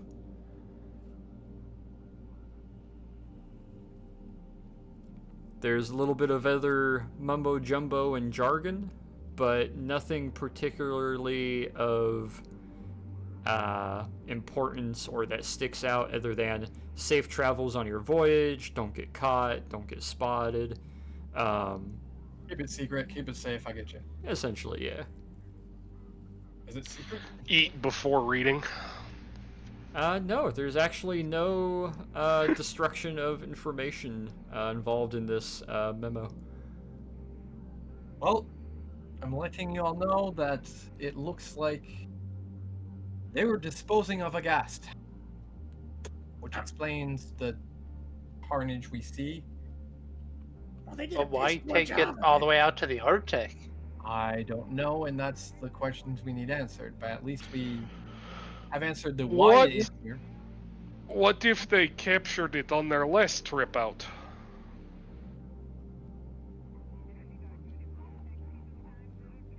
And they brought This it. is the second Arctic expedition, is it not? That's Yes, valid. but why not dispose of it somewhere else and not bring it back out to the Arctic? Look what it Because did there's no way here. here. Roll me history, Wilhelm. Let's see if you were as caught up in the events of home before having left. Ooh, not quite. Yeah, I was focused on other shit. the initials KRK. You are sort of vaguely familiar with them, as KRK seems to be what is heading off the investigation that is looking for you. that the OSS has obviously caught a little bit of wind of, that somebody by KRK is trying to look into who you are or where you went. However, none of the names or other information rings any bells to you. You guys don't happen to know who a Hans Frank or the initials KRK might belong to, do you? Would this have passed the kobold's table at some point? This is a somewhat more recent one. However, I will allow everybody to roll history with disadvantage. Minus you, Wilhelm. Time to roll a 1. Yep. Let's go, not Oh, one. shit. Damn. Love to see it. Ooh, nice. 21. Wow, okay. 21. 21. Nope. Torn's So, like, Kobold hears those like initials and he looks up over his shoulder from breathing on these pictures. so nobody has any idea. You're like, oh, these are German names. Yeah, sure thing, Wilhelm, whatever. For some reason, Torin, you got no idea what KRK is. You're like, okay, maybe it's initials for a group or organization. Don't really know. You also have no idea, nor have you ever really heard of the Thule Society. However, the name Hans Frank, probably through an obscure news route or avenue in some way, shape, or form that I'm not entirely sure either, you did hear the name Hans Frank. You understand he is one of the main and leading supporters of the not too long ago German Revolution, and is I'll just kind of say this as like eventually it'll be re-uttered. He is the head political advisor to the current Führer of Germany. Hans Frank? He's like Hitler's main guy, isn't he? I don't know. It's the German not the Charlie German in the Chaplin room. impersonator, right? He's political advisor. He's that guy. Torn, you've probably known of him at least by vague recognition, as he's usually 2 or 3 people beside or behind Hitler in the handful of pictures that have been circling around. Yes, I'm pretty sure.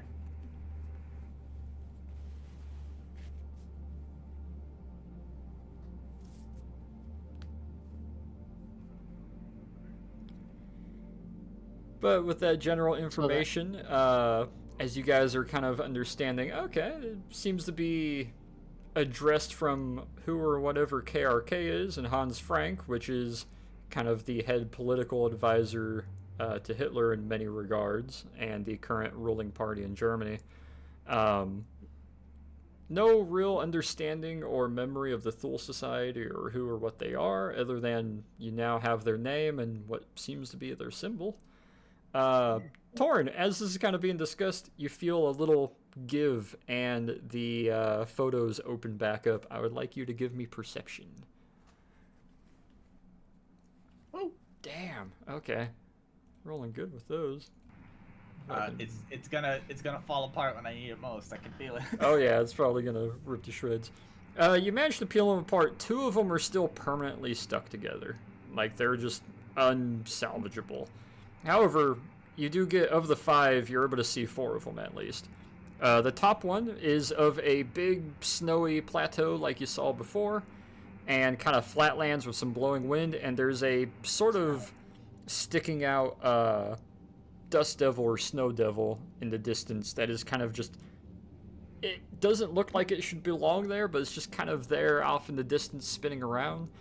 The second picture is as the plane got almost directly over the dust devil, and you're able to realize kind of the general scale. It looks like it was about 30 to 40 feet high and maybe about 10 to 15 feet wide. You can tell this was taken because you could see the bottom edge of the top wing of this biplane in the shot where the guy was leaning over the left side of the plane to take the picture. They're looking straight down on it, and there seems to be a sort of kind of obscured maybe like a rock or a figure of some sort in the middle of this dust devil as they're passing over it. The third picture is the pilot, or not pilot, the co-pilot sitting behind them doing kind of a selfie. He's got it over his right shoulder and is looking back. He's wearing a heavy winter hood and he's got his goggles on. The pilot also obviously isn't looking back, but he seems to be kind of smiling to himself. And you can see two very clear icicles sticking up through the bottom side of the top wing, just above the pilot. And he seems to be really happy about, like, haha, that didn't hit me type picture. And the fourth picture is what seems to be, it's stuck to the other one. It looks like, I guess the best way to describe it is 2 to 3 very distant dust devils, almost like a horizon, kind of moving besides each other. They're taking this, once again, it's another aerial photo as they're heading back towards the coastline, and the picture's going inland. And you can kind of make out the dust devils by the fact that the mountain range behind them kind of helps silhouette them a bit, but there's 3 dust devils moving along a slightly raised part of land.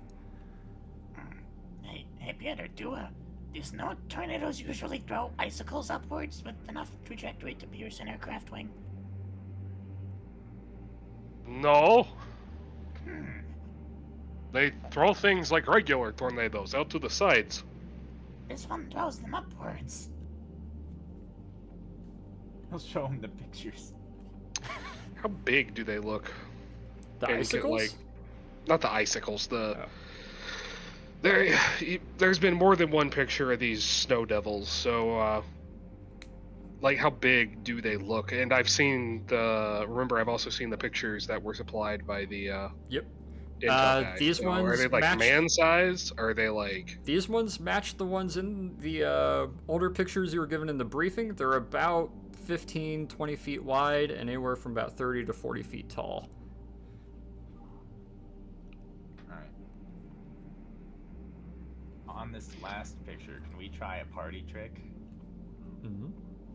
As in holding it up to the lens of the lantern and trying to at least get an idea of what the one stuck together might be by shining the light through it. Ah, okay.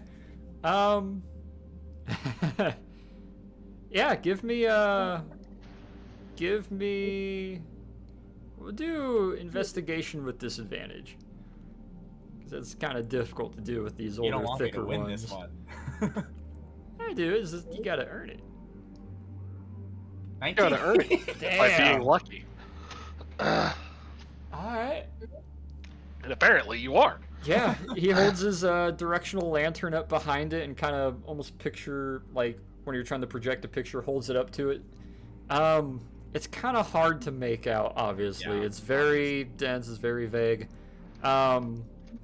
If you were to go by the silhouettes and shapes, it looks like about 18 or so people sitting or standing in front of what is most likely the smokestack of the ship. Oh, it's a crew picture. Glad to know that they were all having a good time before they were all torn to pieces and decapitated.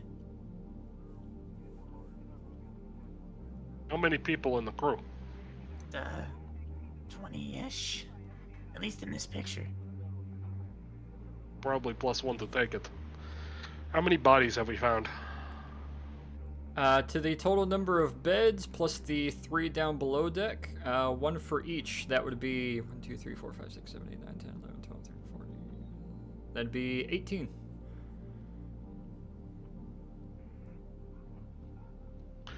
May be missing 2 more, may not. We shall see. I do not like this Well, place. how do we feel about moving forward upwards? I mean, it's the only way left to go. Yep. We Onwards still and need to upward. find a radio room to acquire materials. Well, that would be up near maybe the wouldn't that be up possibly in the house? What's it called? Bridge. The bridge. Yes, yes. The I bridge. think deck house is proper term. What do you gentlemen know about snow ghosts? What do I know about snow ghosts? They're cold and it's ghost-like. We're gonna have to Uh, roll shit Arcana on about that one. snow- Everyone roll me history. Ah, I still got disadvantage turned on. Ooh. Can we take the 16? yeah, we'll take the 16. How'd you turn off your disadvantage? Yeah, my bad. I Wow. realized it as I made the roll. Torn, ghosts are your thing. Snow ghosts? For some reason, that phrase just escapes you. You're like, I didn't think ghosts favored snow, huh? It's not just a stupid term. It's a stupid name. Why would you name it that? Peter, Nikos and Wilhelm, yeah, you know there's ghosts, and you know that they might be in snow, they might be in forests, they might have different forms and shapes and purposes. Nothing really sticks out to you in particular. Hachu, yeah, you're rather versed in ghosts and whatnot. However, the idea of any ghost being this far south seems kind of null and void, and probably isn't a ghost.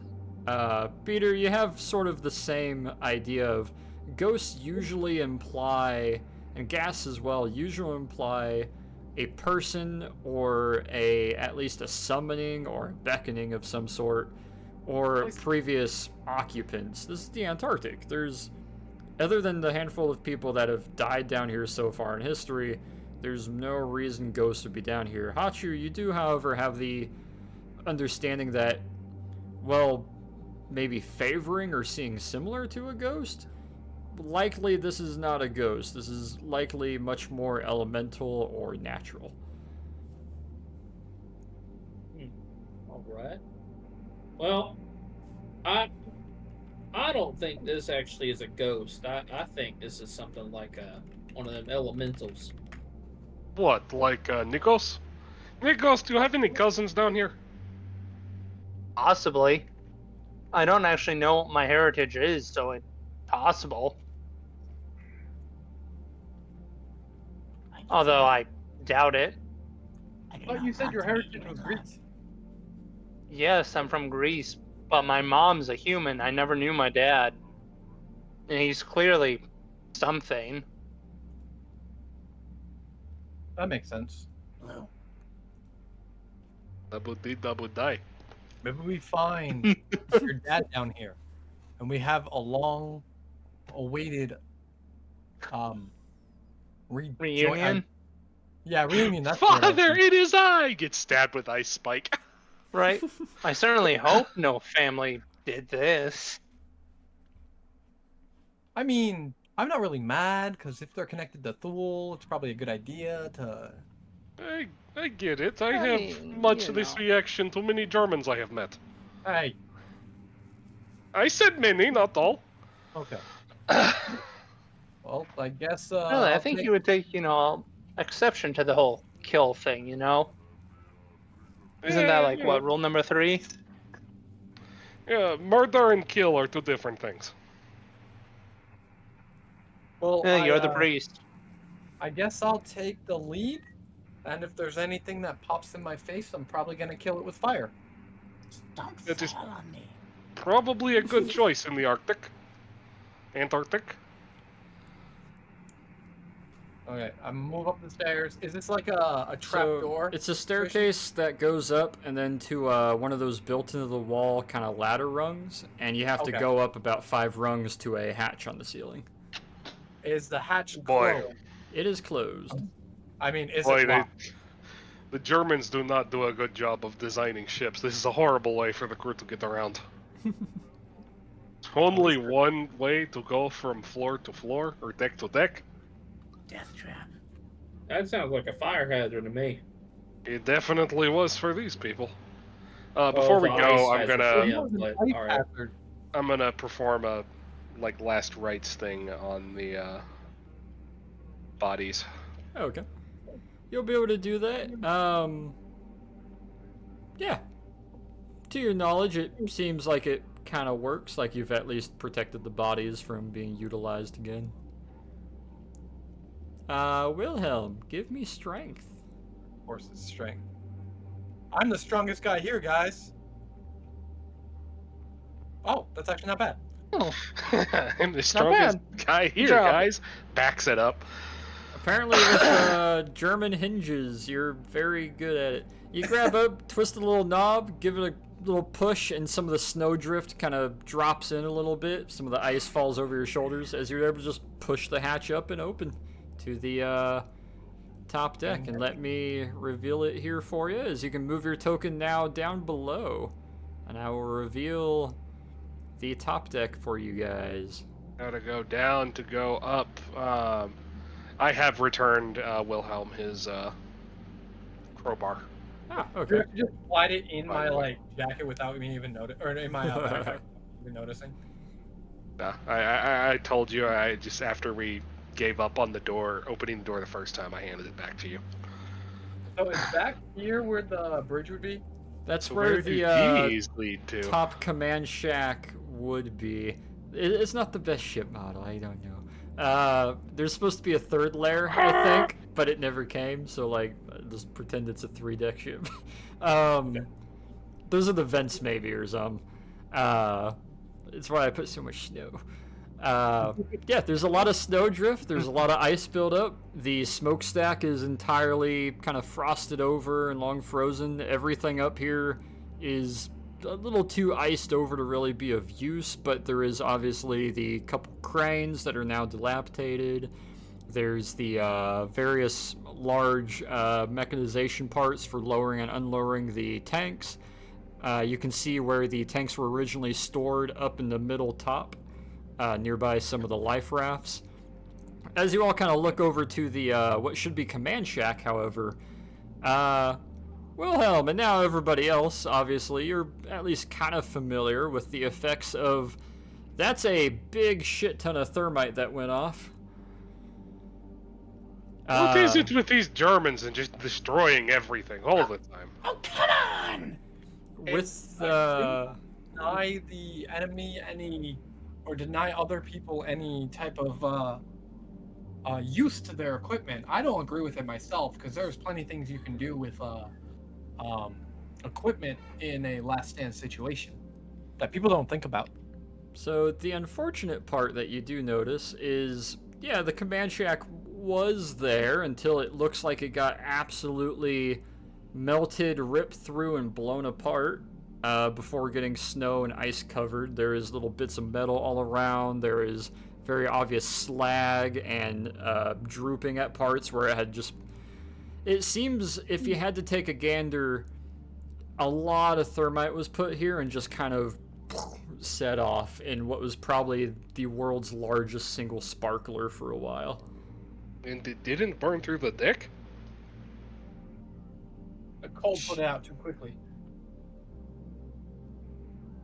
It did not. Is there anything left? Give me investigation if you want to dig through some of the snow and try to look about. Apparently, me and Torn hit that at the exact same time. Damn. So I only heard one bloop. Nikos, Wilhelm, yeah, there's this was a command shack. You can kind of get the notion of the light layout of it that isn't covered over by snow and ice and the original roof of the shack before it fell in. You're able to peek a little bit and you're able to see what you think is like the corner of the kind of large steering wheel and some of the navigation controls. Hachu and Torin, though, you guys, using your reptilian heightened senses, I guess, kind of lean in and really look. Perhaps having the same idea, the first thing you catch eyes on is what was originally the communications table, which is a slagged and iced over blob underneath this fallen roof. I'm so tired of this.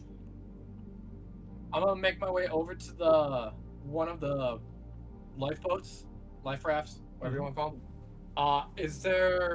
Is it with a mechanism, like an auto mechanism that can drop it, or is it usually use the crane to get down?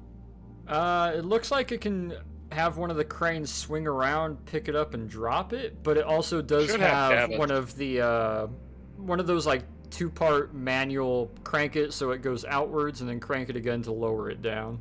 Is called it davit. a chain system or a rope system? Rope. And is there any extra rope around? There is some rope scattered. There should about. already be some. Lifeboats are kept. Lifeboats intended to be deployed with davits are kept. I was gonna say rigged already. it's already rigged and hooked up, but it is a little worse for wear considering the cold. But it does still have all the rope on it. Peter, you want to help me lower this life raft just so we have like a way to get down without walking through the whole damn ship? Ah.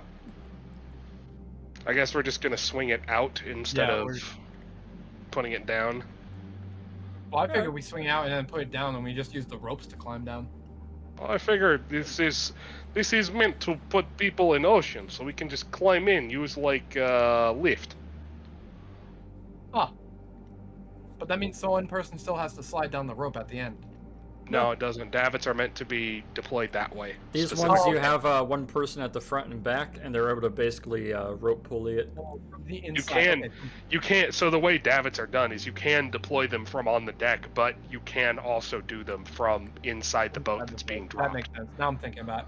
All right, so let's we'll get it all set up for when we want to exodus to be able to lower ourselves down. All right, give me gonna look strength, around. the two of you, Okay. real quick. A lot of strength this session. Yay! Hey, You always gotta be strong. right? Strong of mind. Yeah, you're able to push it out, get it ready. Seems relatively intact. The rope seems to be holding. The little rope points and connection points seem to be good enough in shape that you'll be able to utilize it later. Does it use like a crank system or is it just like a pulley system? Crank and pulley. Okay. Is it possible to kind of use my flamethrower as a kind of heating thing just to like warm up the crank, seeing as it's probably a little bit frosted over? I thought we already got it out. It is out, but if you want to get some of the ice off of it, you're going to have to Yeah. give me a sleight of hand. What about with my flamethrower that's been sitting on my shoulder this whole time? You're going to need a sleight of hand to not fry Burn it. everything down? Yeah. Alright. I'm gonna try something. I might aim out this way, so I'm not aiming at the pulley or the crank, but like right next to it. So the And- fire's going outwards, but I'm trying to use the ambient heat to kind of like do Give it a stuff go. with it. Well, we'll see if this works. Yes. Oh, yeah.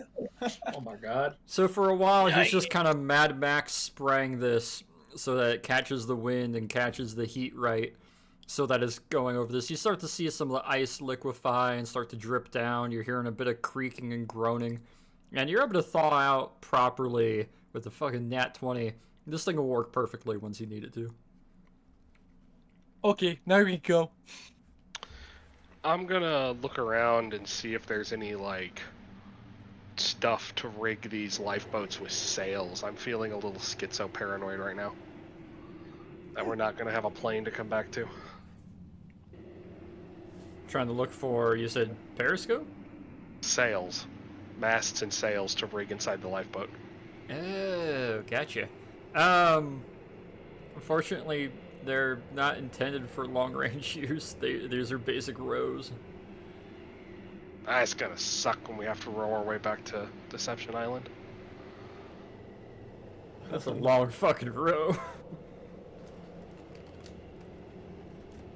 Fortunately, no sails or hookup points for that on these guys. They're basic short-range ones, emergencies.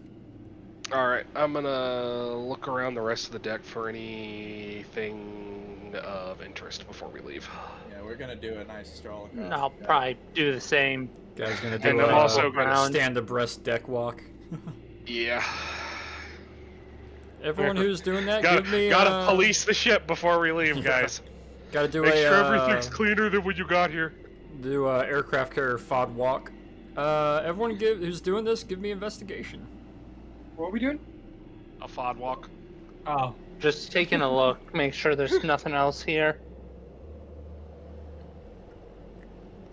God damn it.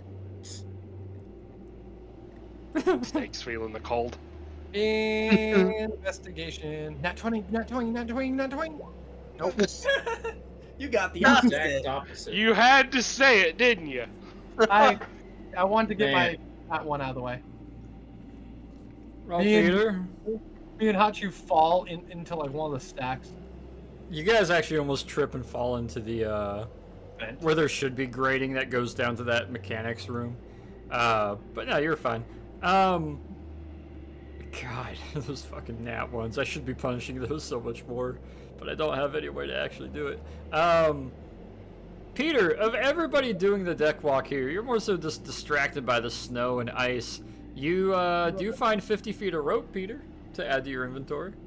I slip on Alright. the snow and ice. I guess that brings me back up to having 50 feet of rope. Nice. Alright, That's about all you find. get away from this death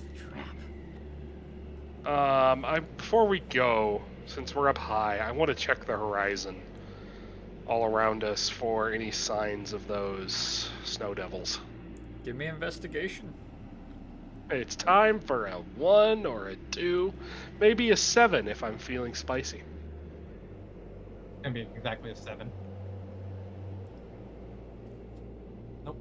7-11. Nice. I'm just saying to that same thing. We're not always doing business, but we're always open. Kind of doing sort of a 180 from one glacier edge to the other edge of it, looking westward and northward. You look at the horizon.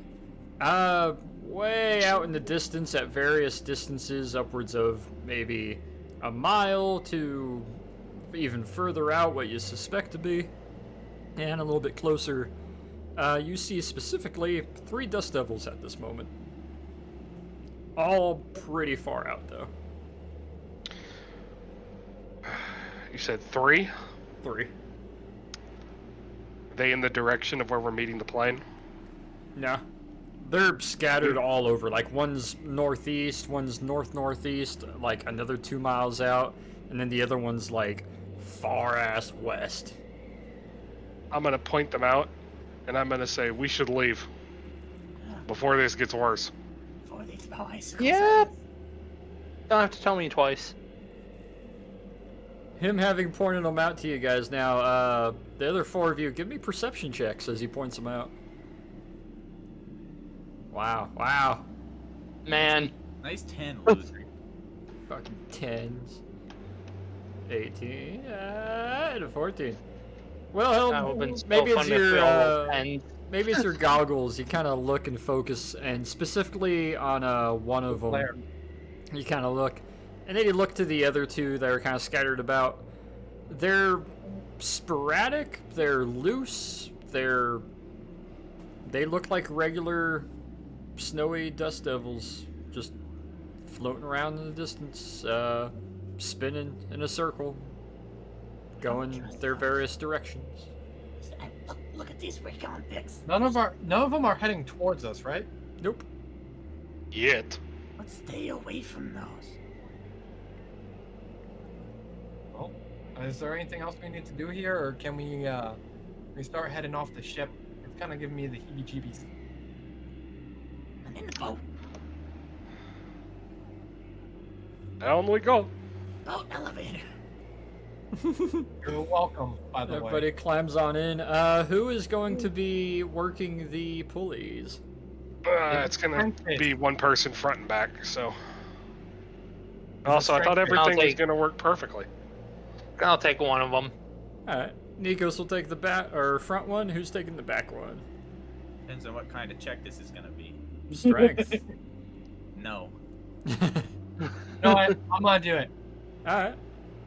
So Wilhelm on the back, Nikos on the front. Both of you give me a strength check. Fuck. What? What? Race for impact! Everybody, give me a dex save. My too one well. time. It worked too well.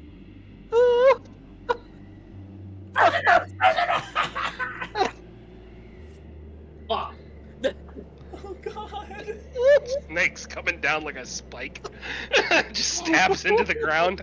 TPK So- trying to use the fucking boat as an As you elevator. all sit down and hunker in, the two of you look to each other and give a nod and start pulling the system at the same time. And maybe... yeah. So you're supposed to pull one rope to go down, and you pull on the other rope to go up. Both of you somehow make the mistake to grab, like, what seems to be the third and fourth rope that are hanging there, that are just supposed to be the guide ropes, and start pulling those.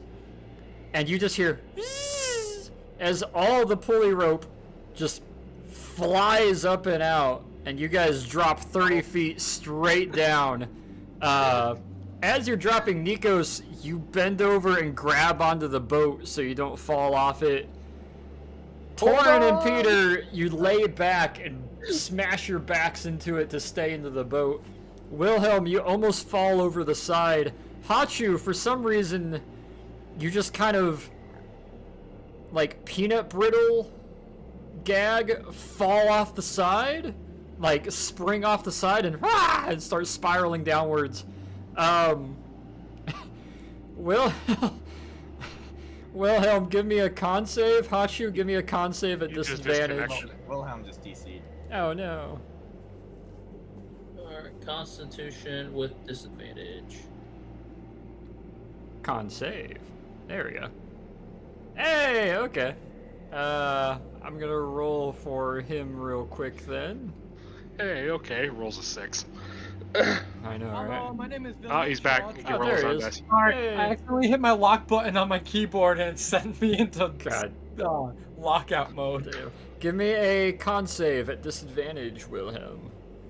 Yay! Let's do this. Disadvantage. It was going too well. Something had to happen. Yeah. The double Only if crit it was fail on advantage. If both only of if the it was boat advantage. guys. Yeah, that double crit fail is so Terrible. funny. A 9. Okay. Alright, let's see. Let me double check something here and make sure I'm getting my stats correct. I want to make sure I'm throwing the correct number. Fall damage dice? Yeah, it should be a d6 for every 10 feet, if I'm not mistaken. Yep, d6 bludgeoning. You're right. Okay, so, having not passed, you will be taking full damage, regardless of landing in snow. Let's see. 3d6. That'll be 3d6. So, Wilhelm, you take 10 bludgeoning as you, like, kind of crunch your ribs on the edge of the boat hanging over the side. And Hachu, you hit the snow for 15 bludgeoning. Ow. Damn, that's what I get for crit failing than failing to save. Yeah. As the boat Both of them, lands and sorry. all of you kind of grunt out as the boat breaks underneath you and you kind of crunch out across and over the top of the snow.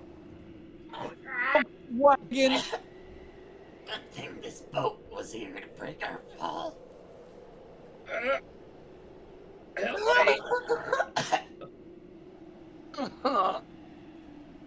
Hey, Hachu. If you were a cat, you will landed on your feet. He doesn't have feet.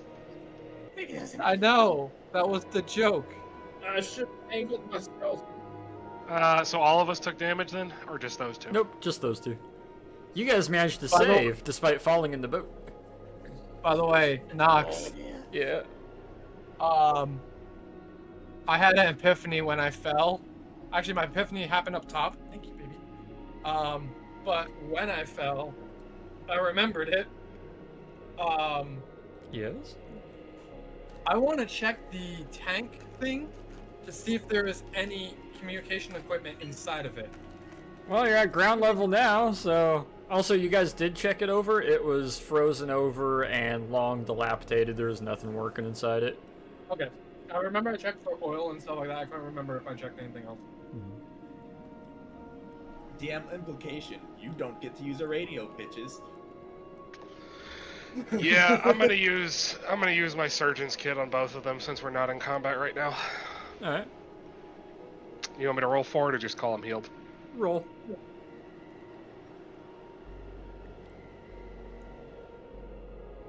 Bert fails. I'll lose 10 health. Oops, sorry. Did not mean to nick artery. Thankfully, with the surgeon's kit, he just has to roll what it does for healing, not whether he butchers it or not. Thankfully. Unless he crit fails, of course. Hey. Oh, you can't on those. Damn. All right. I love how you got the exact same thing. Apparently so. Yeah, he's able to do a little bit of pressure and fix your guys' sheer amount of bludgeoning damage you took falling 30 feet into the heavy snow and landing on some of the ice. I think I sprained my tail. I'm gonna need a chiropractor when I get back to England. When we get back to the ship, I will see what I can do for you. Oh, that's... Thank you. Man, that fall put me at half health, by the way. Damn. Yes, we walk up the steep, snowy hill to the I was only a plain. quarter of mine.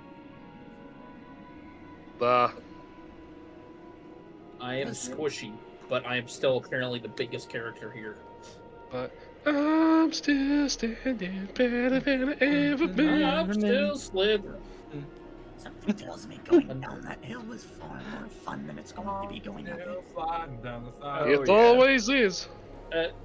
Next time we decide to descend from a boat, in a boat, please just be sure that the fall is not almost life-threatening. Yeah, sorry about that. I'm not all that strong, so I probably shouldn't have been the one to do it. Maybe you should have grabbed the right ropes. I didn't grab the Yeah, wrong that'd way. probably have helped. You interfered with a delicately balanced system designed by an engineer, and you did it wrong. Well, in my defense, I did pick the rope that was on the right. That's the right rope. That's- As we're making our way up the hill, Yeah. I'm gonna make sure to kind of keep an eye on the snow devils off in the distance. Alrighty. As Yeah, as you guys are doing your walk, you get back up to your sled, you pull it up the slope from this kind of larger bowl that you're down in, and up to the top make there. Roy do it since he's not here to say no. Yeah. I was gonna say, give me a. We'll do another perception if you're wanting to look outwards. Investigation's only if you're looking inside yourself. I'll join you out watching too. That'd be passive perception. Damn. Ah, damn it. I'm the one No, hauling the Merrick. sled. No merit It- on Hunter. It didn't matter because I rolled the same thing on both sides, but whatever. So you need to turn that off. I did. Alright. Yeah, Peter. Oh, wow. Sled. Ha. Hey, my snow angel is still there. Cool, look at that. That is where I face planted. That's right, face planted. Hachu and Wilhelm. Yeah, it's a horizon. There's wind blowing. There seems to be one or two way out in the distance. Nikos, you kind of focus your eyes a bit and look outwards. There's anywhere from around 8 to 10 at multiple distances from maybe a mile to like a few miles out. They seem to be just kind of scattering, coming and going as the wind is picking up and leaving and the coastal air is coming across. Quite literally in all directions from you. Well, they seem to actually be natural, but They didn't look natural from the photographs. He's going to then assertively show one of the photographs. yeah. And the picture of the wing with the icicles through it. Nikos, give me give me insight. Inside, all right. Oh, let's go. Because of your good perception of so many snow devils and looking at the picture and then looking outwards, One to the northeast about 5 miles, one to the north about 2 miles, and another one far off to the south, a couple miles out. Seem a bit more dense and tight and more upright, whereas all the other ones, those dust devils have a bit of lean to them with whatever direction they're going. There's 3 of them that are uncharismatically upright in their spin and motion and movement compared to all the others, just like in the photo. All right. Yeah, I'll point out those 3. Like, look at those 3 over there. They look different than the other ones. We seem More unaffected rigid. by the weather. Huh.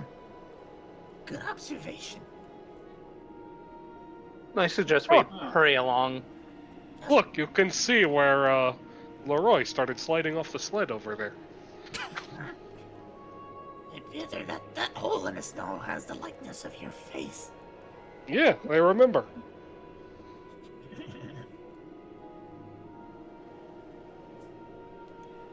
As you guys assemble your gear and start making your way off and away, you remember that to the south is where the plane was supposed to land. Looking at it more accurately now, there's a few snow devils flowing about here or there as the wind's kind of picking up as you hit the latter part of the day.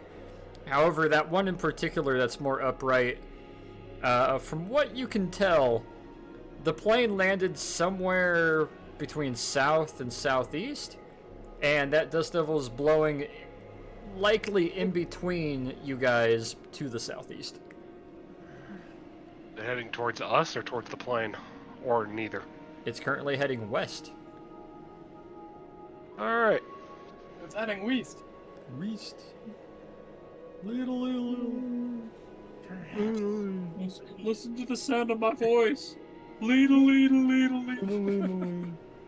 Perhaps we wait for it to pass.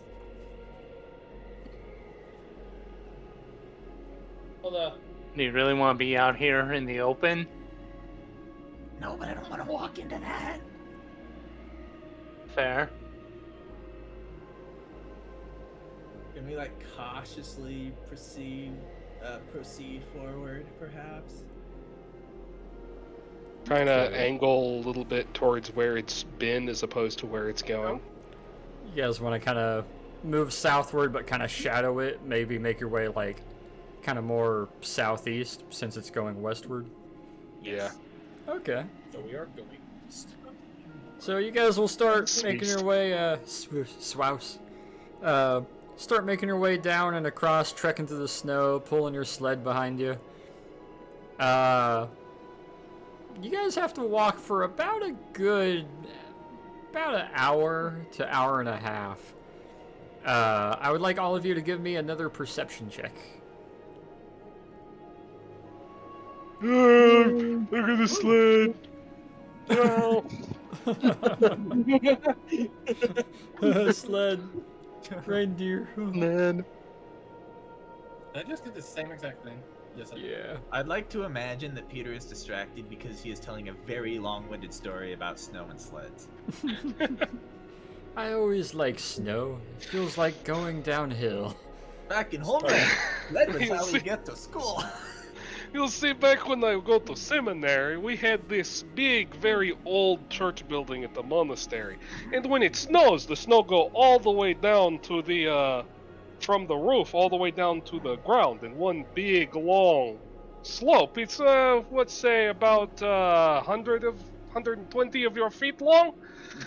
But we had the ease of being able to climb up the bell tower of the monastery in order to get to it, instead of having to climb up the snowy slope. Made it a lot more fun than having to climb up the slope.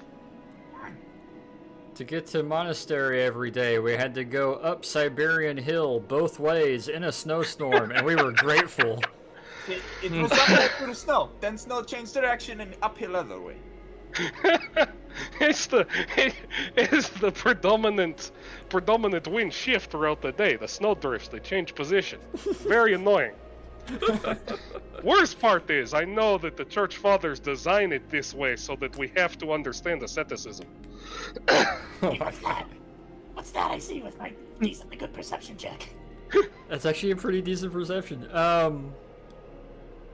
Nikos and Hachu, you guys particularly are able to kind of look up every so often as you're walking, and you can see that snow devil moving further and further away from you westward. It doesn't seem to notice you or really care. Torin, as you're going along though, probably sitting on top of the sled because He is walking at the definitely same on the pace with sled. them would be very hard to do. So kind of straddling the front of it and looking forward, kind of perched outwards. You see up ahead of you what looks like sort of another dip or a bowl, kind of coming up on you. Similar to what the other ship was in.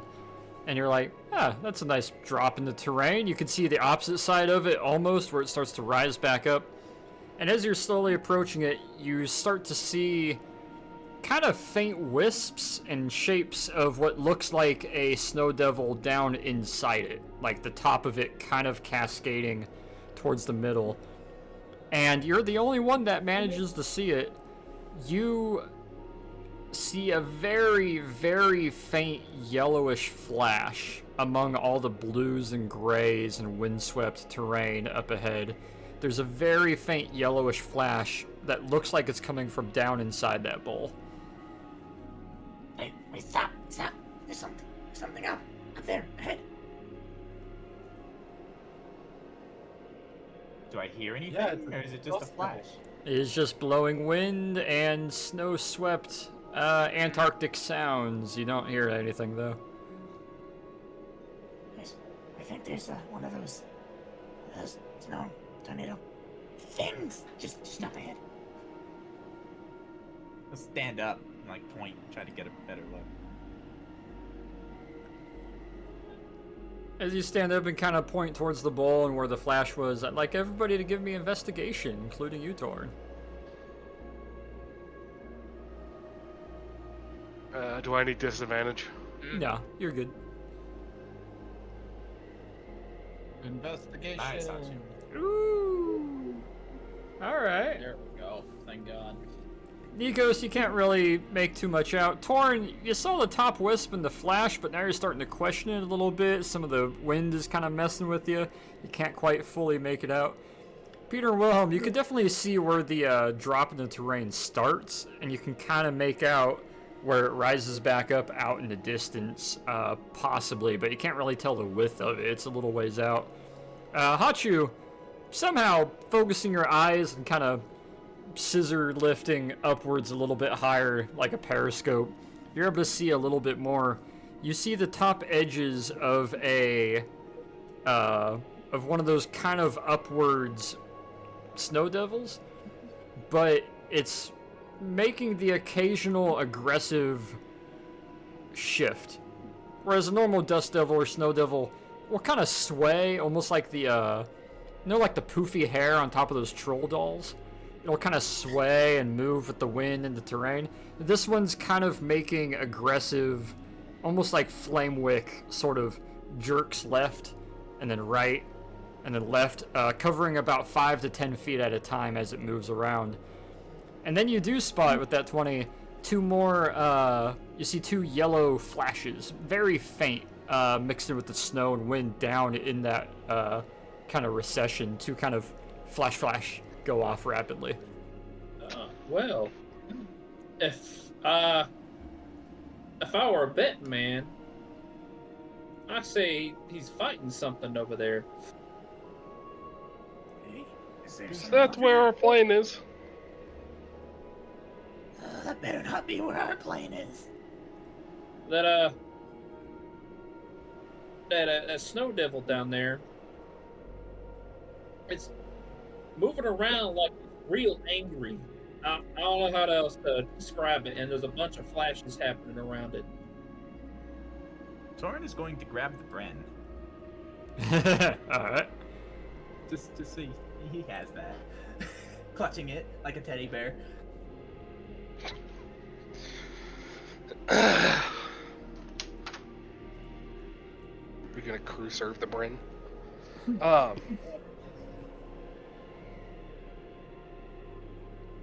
our plane Is that where have we?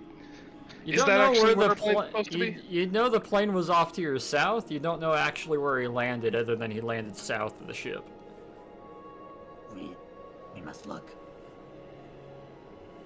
Who wants to look? Hachu, now might be a good time for your invisibility. That is a great idea. Well, if I go invisible, you know they'll be able to see the trail behind me, right? I mean, it's just snow. I mean, how close is a snow tornado gonna be able to look? I have no idea. I've never seen one before till now. No, the levitation will not work at that distance, will it? Look, invisible snake hole in snow is better than snake in snow. All right. Anyone else like to do the taking? Cast invisibility on someone else? Or is it on stealth? I have the smallest footprint. I mean, I'm not the sneakiest, but I couldn't try.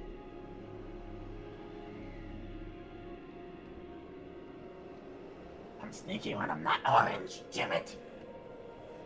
Yeah, I could make, let's see. Do not worry, they will just be questioning why there is a mango in the Arctic. That's a good question. Looking at the terrain, reasonably, you guys would be able to move up roughly to the edge of the bank without fully, like, peering over it. You would be able to move up with it with the sled and be able to kind of peek over. It would just take you a little while to actually walk there if you chose to. Yes, I can. I can cast it on, if I cast it as a third level, I can cast it on one or two, at two people. Wow. Invisibility. Maybe we just approach and look over. If we can sneak up on it part way, then we can wait to cast until we are closer. Okay. And then perhaps we will have some volunteers. Or we draw straws.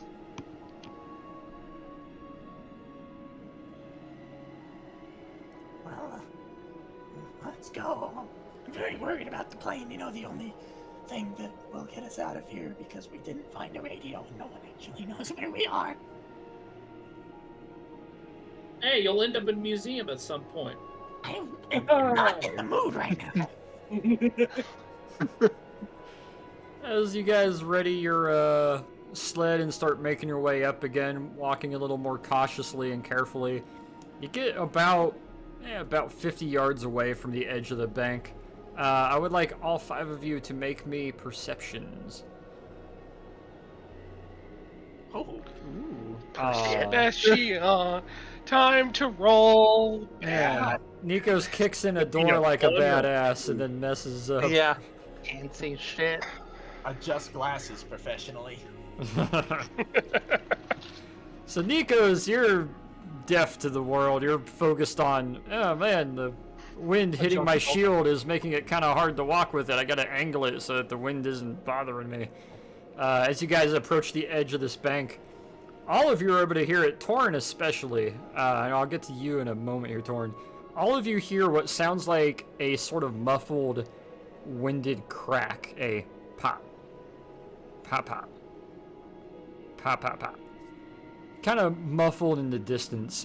Torn, though, somehow you're able to lock in perfectly from your perched position, kind of holding your Bren straddling the top of the little sled as it's pulled along.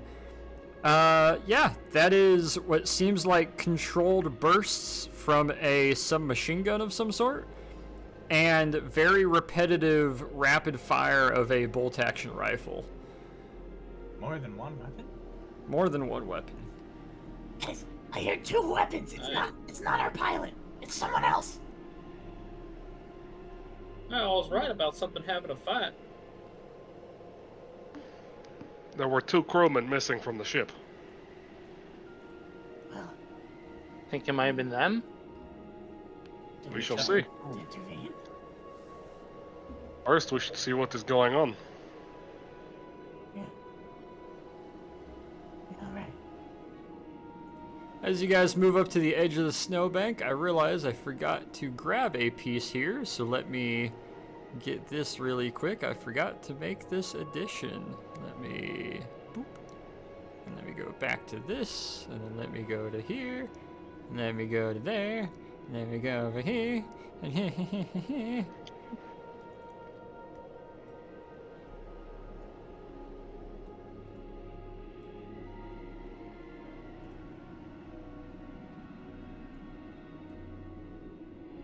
And let me move this here. Yeah. Okay, there we go. Let me switch you guys over to your window as you approach the edge of it. All of you who are trying to crawl up and peek over the edge of the embankment, give me a stealth roll. You know what? Yeah. I don't do good on stealth. Good luck, everybody else. Completely neutral stealth roll. There it is. Jesus Does Christ. Hachu get a bonus It's if he's so unbelievably Jover. We should have cast fucking invisibility Yeah. Oh no! Yeah. first. We talked about it and everything. Yeah. Oh no! Peter, give me stealth. And I'm not Wilhelm. peeking over. I'm gonna fail that stealth. You're check. not peeking over? Okay. I'm waiting for them to tell me what they see. Wilhelm, are you Peter and gonna I are peek? just hanging back. Okay. You and Peter will be back by the wagon. Freaking abysmal. If you go to Wilhelm, the top, you'll have flamethrower. Yeah, I still got the flamethrower. if you guys look to the top of the map, allow me to reveal what you are able to see. A flamen Westford. As the three of you peek over, the wind is... It's a lot more still down here. However, it looks like what you can see is a bunch of snow mounds out in the distance is the first thing you kind of get eyes on, keeping your head low. And there is a mix match of what looks like snow camouflaged or equipped troops of some sort, firing bursts and kind of rapid fire bolt action shots into what seems to be sort of a swirling snow clump off in the distance from them. There's also a mixture of what seems like naval uniformed troops as well among them that are kind of taking cover with them and working with them. All of them are absolutely unloading whatever they can into this kind of swirling snow clump in the middle of this kind of sunken lake, frozen lake. Just behind them, you notice two what looks like kind of snowcat tractors, open-top tractors, that have both been toppled over and impacted by something of significant force that has left a little crater next to them. You're looking at about a squad and a half worth of somebody you can't quite identify engaging some spiraling snow devil, essentially, that's just kind of standing in place. About 15 feet across, 30 feet high. They're just kind of shooting and unloading into it.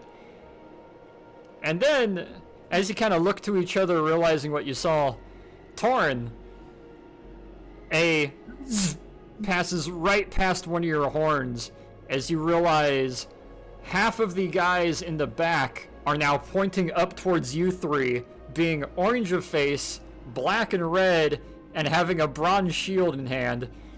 Look back and are readying weapons towards you guys. I would like everybody to roll me initiative. This isn't a fight. We should go. We should go. Time to get to work. We should go. We should just go. I'm with the kobold. I think we should just duck back down and work our way around to somewhere else. I always forget how word is on this thing. It's next to your armor class and speed. Top middle. We're above your health True, but points. then they might be hunting us. But Yeah, I feel like they are busy with something else. Fair.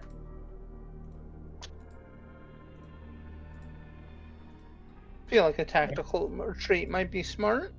Wilhelm, perhaps you can tell them to stop shooting at us. Can Can I tell uniforms apart? Like perhaps. Roll me a history if you want to try to ID these guys.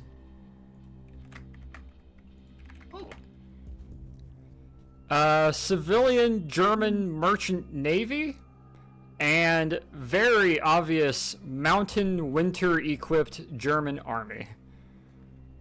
Oh. Are these two blue people? No, it's just the art. Racist. It's just Okay. the art makes it look really light. Actually, Yeah, problem with blue people, man. ooh, give me actually now that you do mention that, Wilhelms. Well, for some reason you decide to look into this. Give me perception. Just Well, I After don't see they start shooting at us, I'm far more inclined to go look and see what's going on than I was before. There's no point in me trying to hide if we're already being shot at, so I'll take a look too. Yep, I can make it. Cool. Shoot. Okay. You said what was the word? perception. Where's the word? Perception. First, I'm freaking last. Hello? Hello. No. Oh. The way the audio just cut all of a sudden into absolute silence had me wondering if my headset died again. Oh, no. That's not the right one. No, that is the right one.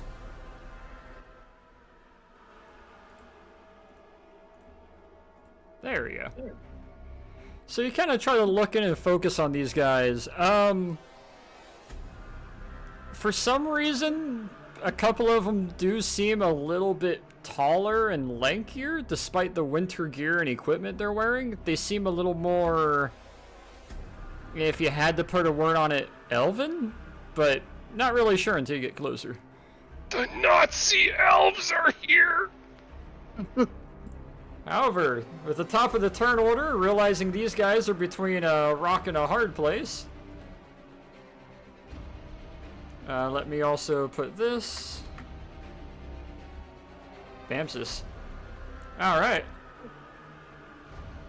First up in the turn order, I'm gonna make multiple attacks here. I'm gonna grab my dice. And these three are gonna have to make a dex save. Let's see if they can pass that. No. No. Okay, thank you, dice, for making this thematic. Let's see what kind of damage this do. Ow! Okay. Why is your profile picture corrupted? It doesn't, your profile picture doesn't. Not sure. It's not showing up for some reason. Copyright infringement. Oh, yeah, that might have been it. Oh, these guys' health stats didn't show up. Let me pop this in here. Okay. You guys see from this big swirling mass in the bottom left of the map here, this kind of snow devil spinning around. I don't even see the bottom left. You hid the mask from us. It's literally right here. Right here? Bottom left. Oh, bottom left. There you go. Bottom Oh, is left this, of the map. that the spinny Am thing? I right? Yep. I went to public schools, damn it. You're in the Air Force. They expect more of you. No, they don't. As it's spiraling around, you see a very large, sort of formed mass of ice kind of get shot put out from the left side of the swirling sort of snow devil as it impacts right in the middle of these three, launching two of them off to either side, getting shrapnelled and spalted by chunks of ice, while one of the crewmen are just absolutely crushed and obliterated. As we'll then move to Torin. You are up.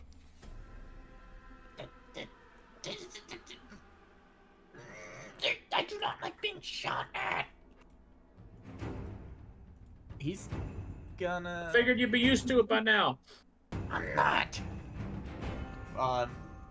Is it safe to say because he was sneaking, he's already kind of posted up there? Yeah, you're laying down already, so. Or at least kneeling. In hopes of getting the point across that we aren't shooting at them, Kobold is gonna dump some bursts into that snow dude that just killed some of the other dudes. What is the range to that, if I may I ask? don't think you gave me the stats. That machine gun should have range on it. I think I have it. Okay. Yeah. Oh, Yeah, I think no, it's Bar. just ZVD Mark 0, light machine gun, version. The range is 180/300. Oh, that's the range. Oh, so Yeah. yeah, it's in range. Wait, what's the 180? What's that? 180 is your normal range, 300 is your max range. So anything over 180 is going to be at disadvantage.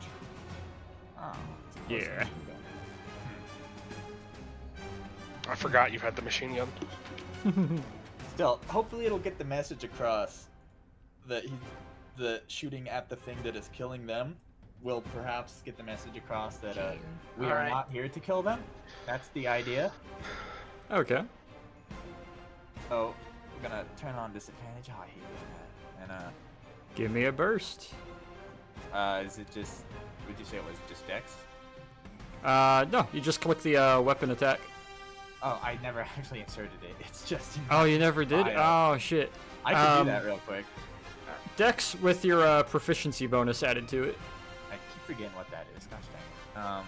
Top of your character sheet, you'll see a stat that says proficiency bonus. 3. Okay. That's So just add 3 to a Dex roll at disadvantage. 13. Alright. You fire a burst, nice little ta-ta-ta-ta from this Bren. It kind of barks out over some of the other weapons. And it looks like you're hitting the top parts of the swirling snow mass, but doesn't seem to take any effect. Unfortunately, the crew on the ground, 2 of them that are aiming up at you kind of half duck and are still under the assumption you're trying to shoot them too. All right, another one. All right, give me another burst. Da, da, da, da. Ping, ping, ping, ping. Give me that dex roll at disadvantage. Yeah! Fuck That's you an and your 8. fucking stupid limited ranges. Yeah. On a fucking posted bipoded machine gun. Alright, miss. Gotta one give it more. some balance. Can I enter one more? That would be double disadvantage. No. That Would would it? be double disadvantage. No, that's just statistically impossible if a 13 doesn't hit. Yeah. Nope. So you'll fire another burst, will go off and go a little bit to the side. Some of the snow kicking up in your face is throwing you off just a little bit. Anything else you'd like to do? Duck. Alright, you're gonna duck back down into full cover? Yep. Alright. Wilhelm. So, a couple questions. Yeah. Number 1, is this basically a decline right here? You guys are up on a slope, and this kind of bluish face is about a 30-foot drop down to flat terrain again. Pure drop? Not straight drop, kind of slope, gradual slope. One that you could walk down if you had to. Can I slide down it? Oh, yeah. Okay. I'm going to, let me look at a couple things. I gotta see what casting this would do. Let me check something. One action. Okay. So, first thing I'm gonna do, I'm gonna cast Long Strider on myself. Okay. So that gives me an extra 10 feet of movement. There you go. And I'm going to basically try to, like, on my butt, like, jump forward and slide down this. Okay. Give me acrobatics.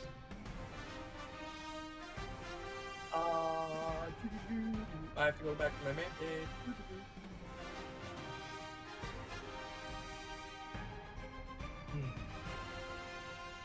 With the combination of Long Strider, you only really need an 8 to realistically slide down. It's not fancy, it doesn't look badass, but you'll slide down. Your coat will kind of pull it behind you a bit as you do, but you'll be able to slide down the max movement. And then, as I reach the bottom, with my bonus action, I'm going to yell to them. Give me 1 second. 40 feet, you'll be able to make it to here. Basically right before the bottom. Yeah. Pretty much at the Okay, bottom. so as I'm sliding down, then I'm going to say. I don't know why I did that. What the fuck? I hit the wrong button.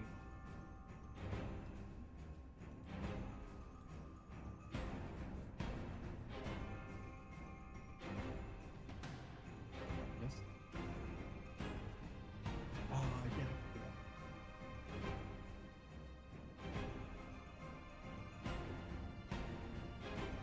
What you doing? What? Alright.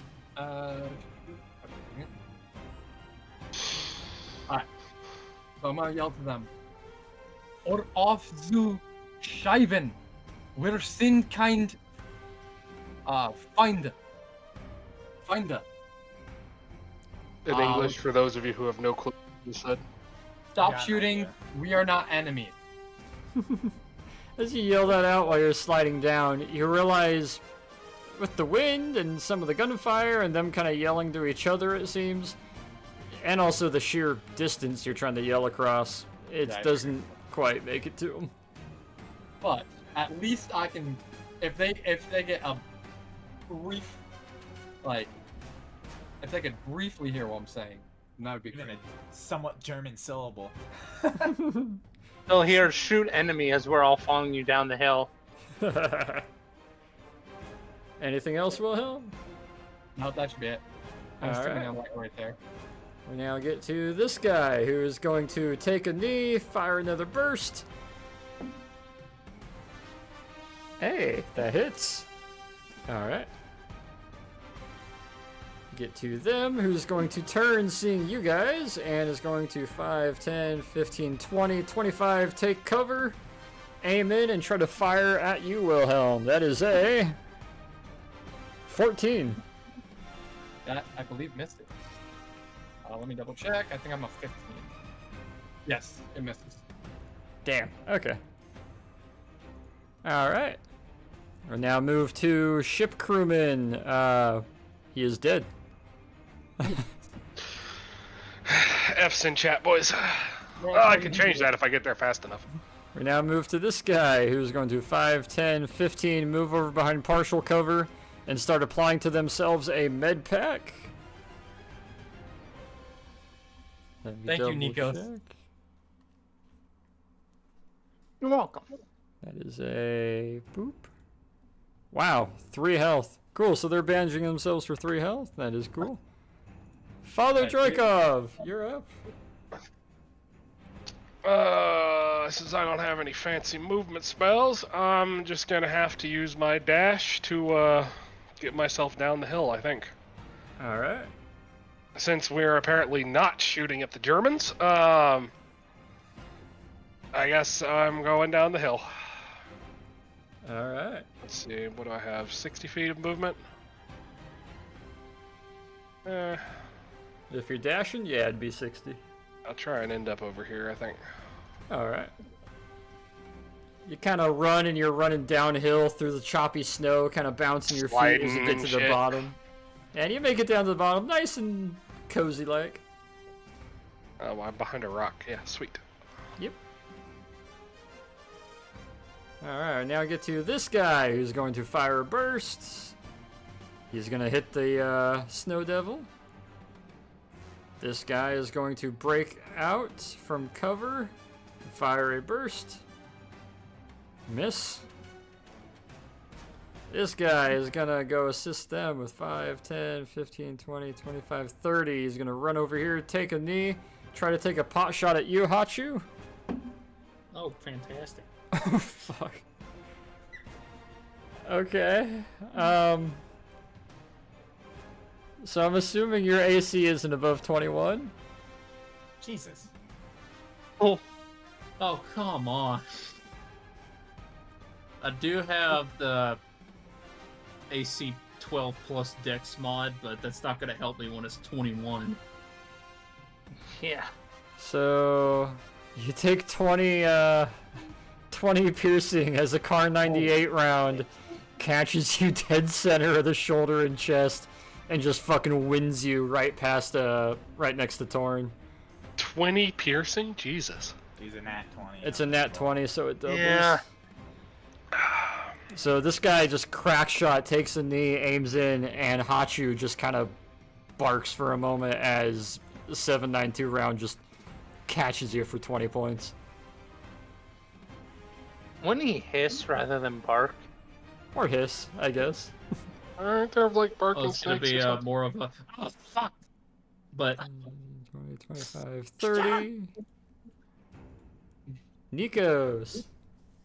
Yes. Yeah. I'm try and start coming down the hill too. Alright. Kind of sliding and skirting your way down it halfway. Yeah. That's all I can get to. Unless you want to dash.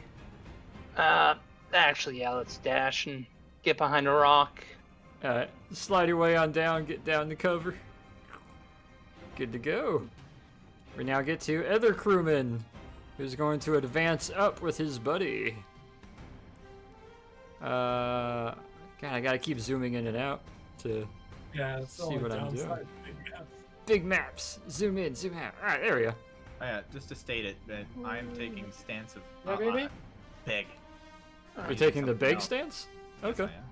Very Is good. that any good at that range? Go back. You could. Hachu, having just been shot in the shoulder, you're up. I'd recommend coming down here. Okay,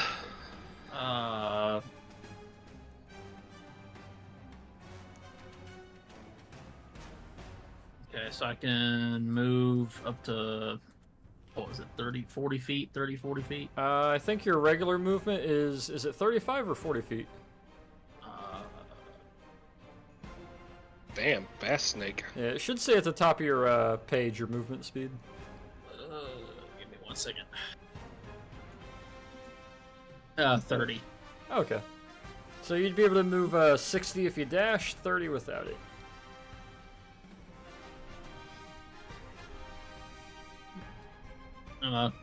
Get behind Wilhelm. Gotta have something, man. Considering your size, it'll give you a half cover. Could have just dashed. If you dash down to there, you would be in full cover again. Yeah. We have a rock down here. And a medic. Yeah. Alright. So you'll slide on down past Wilhelm, get down into cover, kind of favoring your shoulder and side a bit. We then will get to, who is this guy? Ah, there he is. This guy will step over to here, will fire a burst into the cloud of evil. He will miss. Cloud of Evil's turn. He's going to do their movement. 5, 10, 15, 20, 25, 30, 35, 40, 45, 50. Poof. As this cloud's moving up, you will see it tighten to a very small size. As it starts spinning faster, it will then kind of poof out of existence. Oh god. As the snow kind of dissipates outwards. And using its bonus action, will reappear right here. Swell back up to the full-size Snow Devil as it spins up to speed again. And will use its action to make these attacks. Alright, that works. Let's make a dex save for you, and you. Two, do you have any fire-based spells? Sorry, they're all of the, Actually, let me double check that before I talk out my ass. Sorry, they're all of the, unnatural variety. Can you at least cast Firebolt? Or is that just me? No, me too. I can cast some hot water at it. Not a bad idea. I cast Steam! I feel like that would just fuel it, though. I don't know, hot water and cold water impacting, kinda. I don't Have you ever? You're from Utah. You throw steam, literally boiling water out into the air when it's cold enough, and that boiling water is ice by the time it hits the ground. Yeah, I've seen videos of that. It's I've rough. done that. All right, Torin, you are up. Okay, forgive me. The kobold is going back to the sled to grab Okay. more bread mags. Ah, When he okay. realizes that there is a sled there. Ah, There is a hill there. yes. Oh no. Yes. I'm gonna leave it up to you how far that he gets / that gets, but he is pushing the sled to the edge of the hill and hopping on. I want you to roll me a regular strength check first. You going towards us or towards somewhere else? Towards like just to the left of you on the screen. I don't want to crash into the rock. Give me strength real quick. It's not a very high roll that you need. Okay. Yeah, you're able to get behind it, push it to the edge as it starts to cascade over slowly. You're able to clamber up on top of it, grab the bren, sit down, kind of straddling it, holding the bren as you go down. Give me a dex save. Well. Okay. I mean, for the first 5 seconds, it looks really cool. As you're sliding down, kind of sitting on this, holding the bren at your side, ready to start shooting. And as you go to shoot, you click and realize, oh, I left the safety on. And you look down, flick off the safety. As you look back up, you realize you weren't paying quite enough attention. So for now, we'll use Leroy as the sled and Torin as Torin. Okay. Sled Leroy veers and goes this way and skids and spins out to a stop. Torin, though, is rolling, comes to a stop, kind of packed in snow, the bren laying beside you. It's gentle, but okay, you take 1 bludgeoning damage as you tumble down kind of violently. Gets a Nikos, nat go one, get him, only bring him ends into up with 1 cover. Damage. I have to attend to our wounded friend here. He gets a nat 1. What's he end up with? Freaking 1 damage, and what do I get? A bullet through and through me. Hey, I'm just on the ones now. I told you, dude, the rolls would start giving me shit the second it You, mattered. I'll say you still have half movement, Torin, for your turn. Well, what is It- this area to the left? Is that like a gully or like a wash? That is frozen water, kind of like frozen river lake, kind of like a So, wash. I'd assume there's kind of a shoreline there. Maybe about 6 inches tall. Would that be half cover? I mean, if you laid really flat, it'd be half cover, yeah. Come to the rock. I can't make it to the rock. Yeah, Torin's gonna just scramble himself backwards, grab his gun, and lay down. Gonna get real fucking low there. Okay. So Get do low, remember get you're low, in get low. you're in partial to half cover there with your small stature. What does that add to AC again? That's a +1 to AC. Okay. So partial cover is +1, half cover is +2, and then heavy cover or like reinforced cover, sandbags, bunkers, things like that would be +3. So you can add +1 considering it is just a snowy kind of frozen riverbank. Wilhelm, your turn, buddy. Cool. I got baby on me too. Baby. Baby. It's the Okay, I am baby. there. I would like to eat the baby. Whoa. Oh, that was the guy from Mandalorian. The Imperial guy that wanted Grogu. I would like to eat the baby. Bring me the baby, and I will give you Beskar. I need to keep this up for a second like that. Oh, that guy directed Bad Lieutenant, by the way, in case you wanted to know. Oh? The Nicolas Cage one, I should say. Oh. Because there's 2 of them. There we one where he sees the guy's soul is still dancing. Okay. So I'm gonna move up to there using my action as a dash. All right. And then I'm going to shout the same thing again to the Germans in German. Stop shooting, we are not enemies. Give me persuasion. Ow, He's totally dude, stop good hitting at my persuasion. Persuasion. Persuasion. I'm definitely a charisma-based character. They seem to kind of semi-consider it, and they're like, oh, okay, but they're also kind of panicked by big whirling snow devil that popped up in the middle of them and just icicled 3 of them on the spot. And they all kind of look over to the one that's in half cover, and you hear them yell out something to the effects of, ignore them and shoot them, that's our only retreat. Tell them to get over here. Anything else will help. Nope, that's pretty much my turn. Alright. Go here. He is dead. They're alive, though. They're gonna step a little further out to right there. And, that's gonna be a really tough shot to make, but they're gonna try to take a plinking shot at you, Hachu. Oh, a 7 definitely doesn't hit. You just hear a round kind of graze the snowpack in front of you, just ping. Poor Hachu just getting picked off. It's because he's big and red in a white terrain. Stop shooting our friends! Peter, it's your turn. Oh, poor Tor.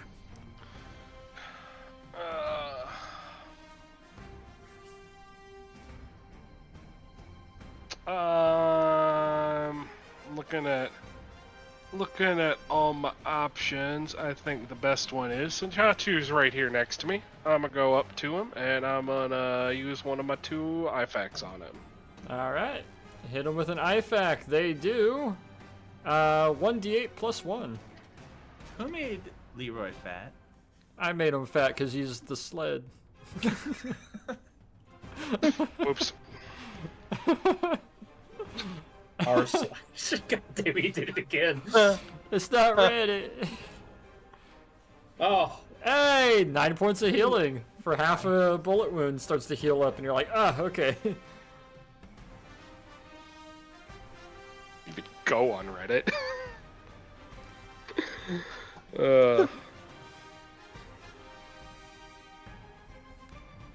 What else you got, Peter? Any bonus actions? Any heals? I mean, I don't think I can use any of my heals as bonus actions, and I don't plan on shooting anyone, so like, Good. I think that's it.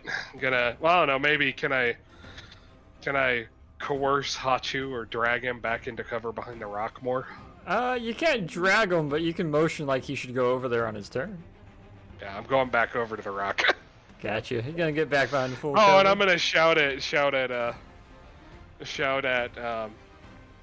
Torin to get to the rock. We now get to Grenadier, who's going to pull the fuse on the bottom of the Stilgranata, flick it. It's gonna fly over there. Let's see if he can roll above a 16. Ooh, it's a 19. Okay, cool. At us? No, I get to do a fun thing. Let me roll a d8. Cardinal direction 5. 1, 2, 3, 4, Wind. 5. Uh-oh. Okay, so you see this guy to the left of it throw a stick grenade into the swirling snow mass. And after a second, it pops back out and lands over here and explodes in the snow. Let's see. This guy is going to back up about 15 feet and fire another burst from the hip of his MP28. No, MP18. Oh, the nat 1, he jams. Let's see what he does. Time to mortar it. Nah, he's not mortaring it. he shoulders the MP-18 to fire, and the front of the barrel kind of mushroom explodes and the magazine drops out, and he has to drop it down on the ground. Catastrophic failure. He is currently unarmed, so we'll put wrench. This guy is gonna move up besides the sergeant and is gonna see Wilhelm moving and try to take a shot at you, Wilhelm. Bang! Does a 12 hit? It does not. You said you had a 14, I believe. Let's see. The babby got him. The babby. I would like to eat the baby. I posted the scene I was talking about in memes, by the way. Gotcha. It's amazing. It's check pure it cinema. This guy will move up and he's gonna fire 2 bursts of his MP-18 into the cloud. Doesn't hit. Really doesn't hit, but he's trying. Nikos, buddy, pal. Me. Blue I man. will go and try and give Torn some cover to get him back. You're gonna move over and put your shield up to obscure? Yeah. Okay. Come on, we need to go to the rock. Run over, kind of put your shield up. Any other actions or movements? Let's see. Can he pre-queue movement to go back to the rock when Torrin starts moving? If he wants to spend his action to dash, he can dash back over with Torn. Yeah. Yeah, I'll do that. Okay. So you'll provide cover for him if he decides to move this turn. Let's see. Let's scroll on down here to crewman, who's now concerned. Gonna move over here, fire a shot. He's got nat 20. Okay. I'll take that.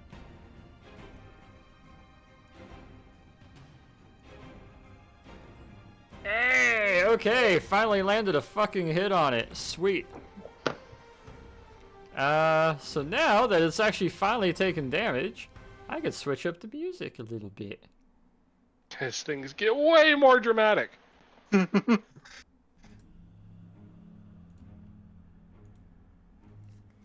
And let me find where my token went. As the Dust Devil recedes and goes away, and you hear a loud kind of wind sort of shrieking for a half moment, you see standing up is kind of a floating ice-like skull, and hanging underneath it, acting sort of as legs and arms and limbs, with hard-packed snow and sort of old freeze-dried viscera and organ, is a, roll me nature, all of you. Okay. God, Nikos, what is that? Oh, Say nature? way better Nature. than I thought it would be. Ooh, damn, nice. I know, right? Mine wasn't. Oh, What is that? What is that? Oh wow, that was a lot better than I thought it would be. That's definitely a thing. shit. Nikos, tell me what that is. Hachu and Torrid have no idea, but the other three of you, oddly enough, were able to identify. Oh, that's a winter sprite. That's a snow sprite. That's straight up just an elemental of snow and winter and wind. Nikos, is that your cousin? Maybe. I don't know. Go say hi!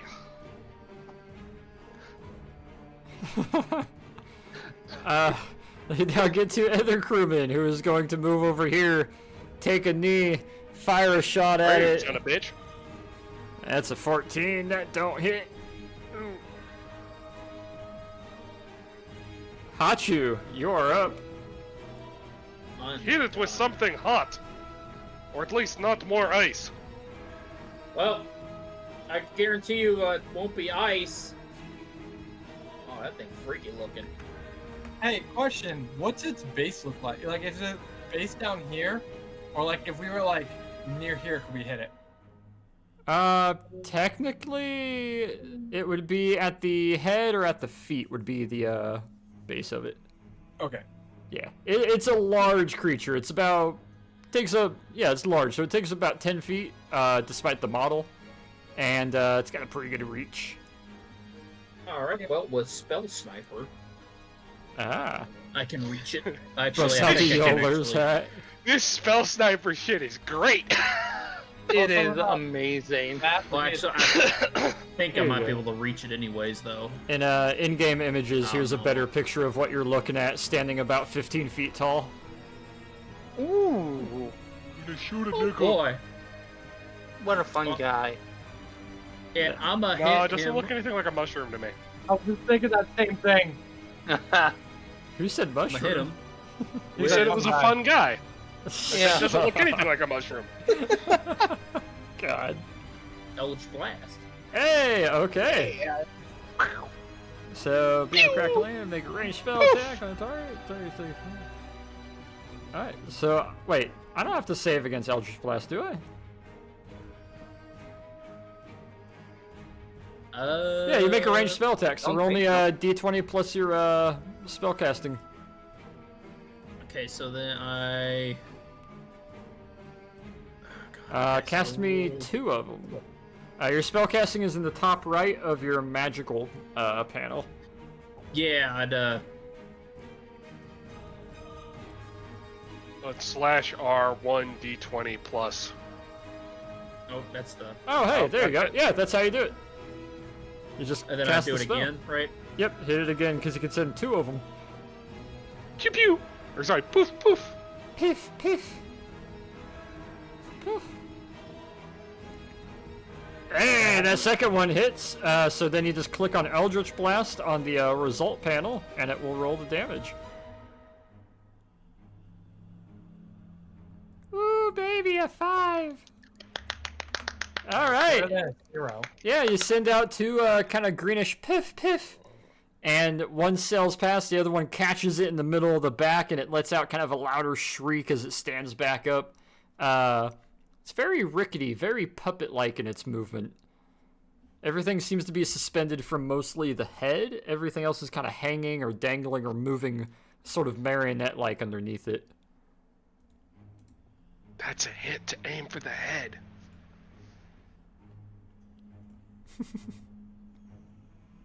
Anything else this turn, Hachu? I don't think I got any spells I can use in offhand, so. Gotcha. Yeah. Yeah, I'll end my turn here. Alright, do you want to move into better cover? I don't know. Am I behind full cover right now? You're behind half cover from 2 of the Half cover? shooters. Okay. Full cover's right there, right? That would be full cover, yep. Okay, I'll move Alright. there. You just slither on over next to him, kind of crunch up. We now move to other dedicated infantryman. Gonna move on up, fire 2 shots from his rifle. That's a hit.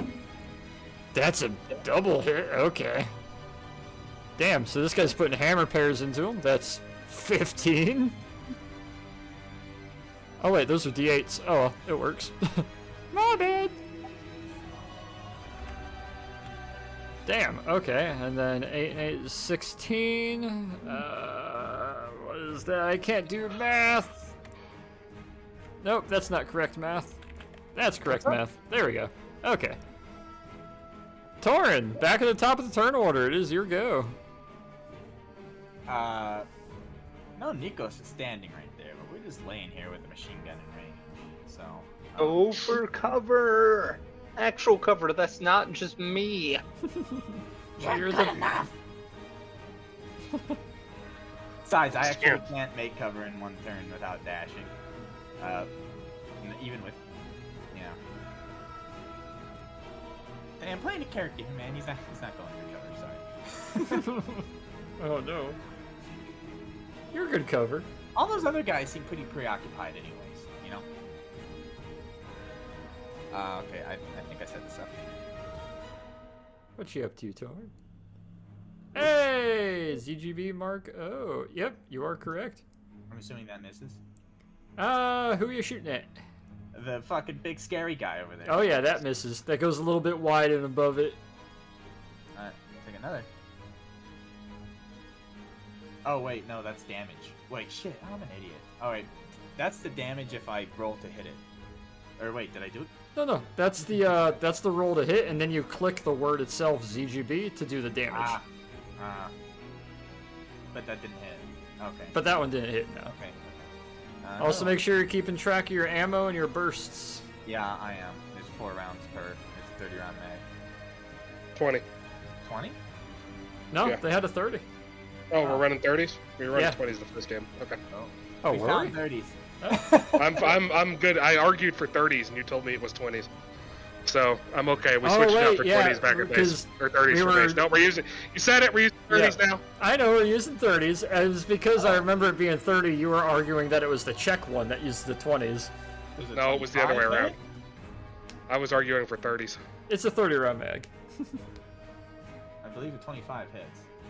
A 25 does hit. Give me damage. You know what? No, it's a 25 round mag just to fuck with you. Yeah, 25 round right in between. 12 piercing. Okay, nice. 12 piercing is a 4-round burst. 2 of the rounds catch it and zip through it, knocking some of the wood chunks and antler chunks off of it. And we're gonna fire another burst at disadvantage. It doesn't All even right. get antlers here. 13. Polar Bigger now. moose. That's a miss. Fuck this thing. Pop, pop, pop, pop, pop, pop, pop, pop, pop. 3 loud Bren bursts go off. One of them do manage to hit, though. I think I hit it.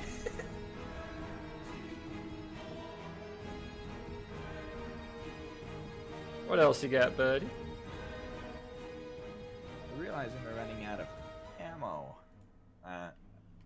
It's probably I don't know. This is your description. Was he able to grab more magazines from the sled?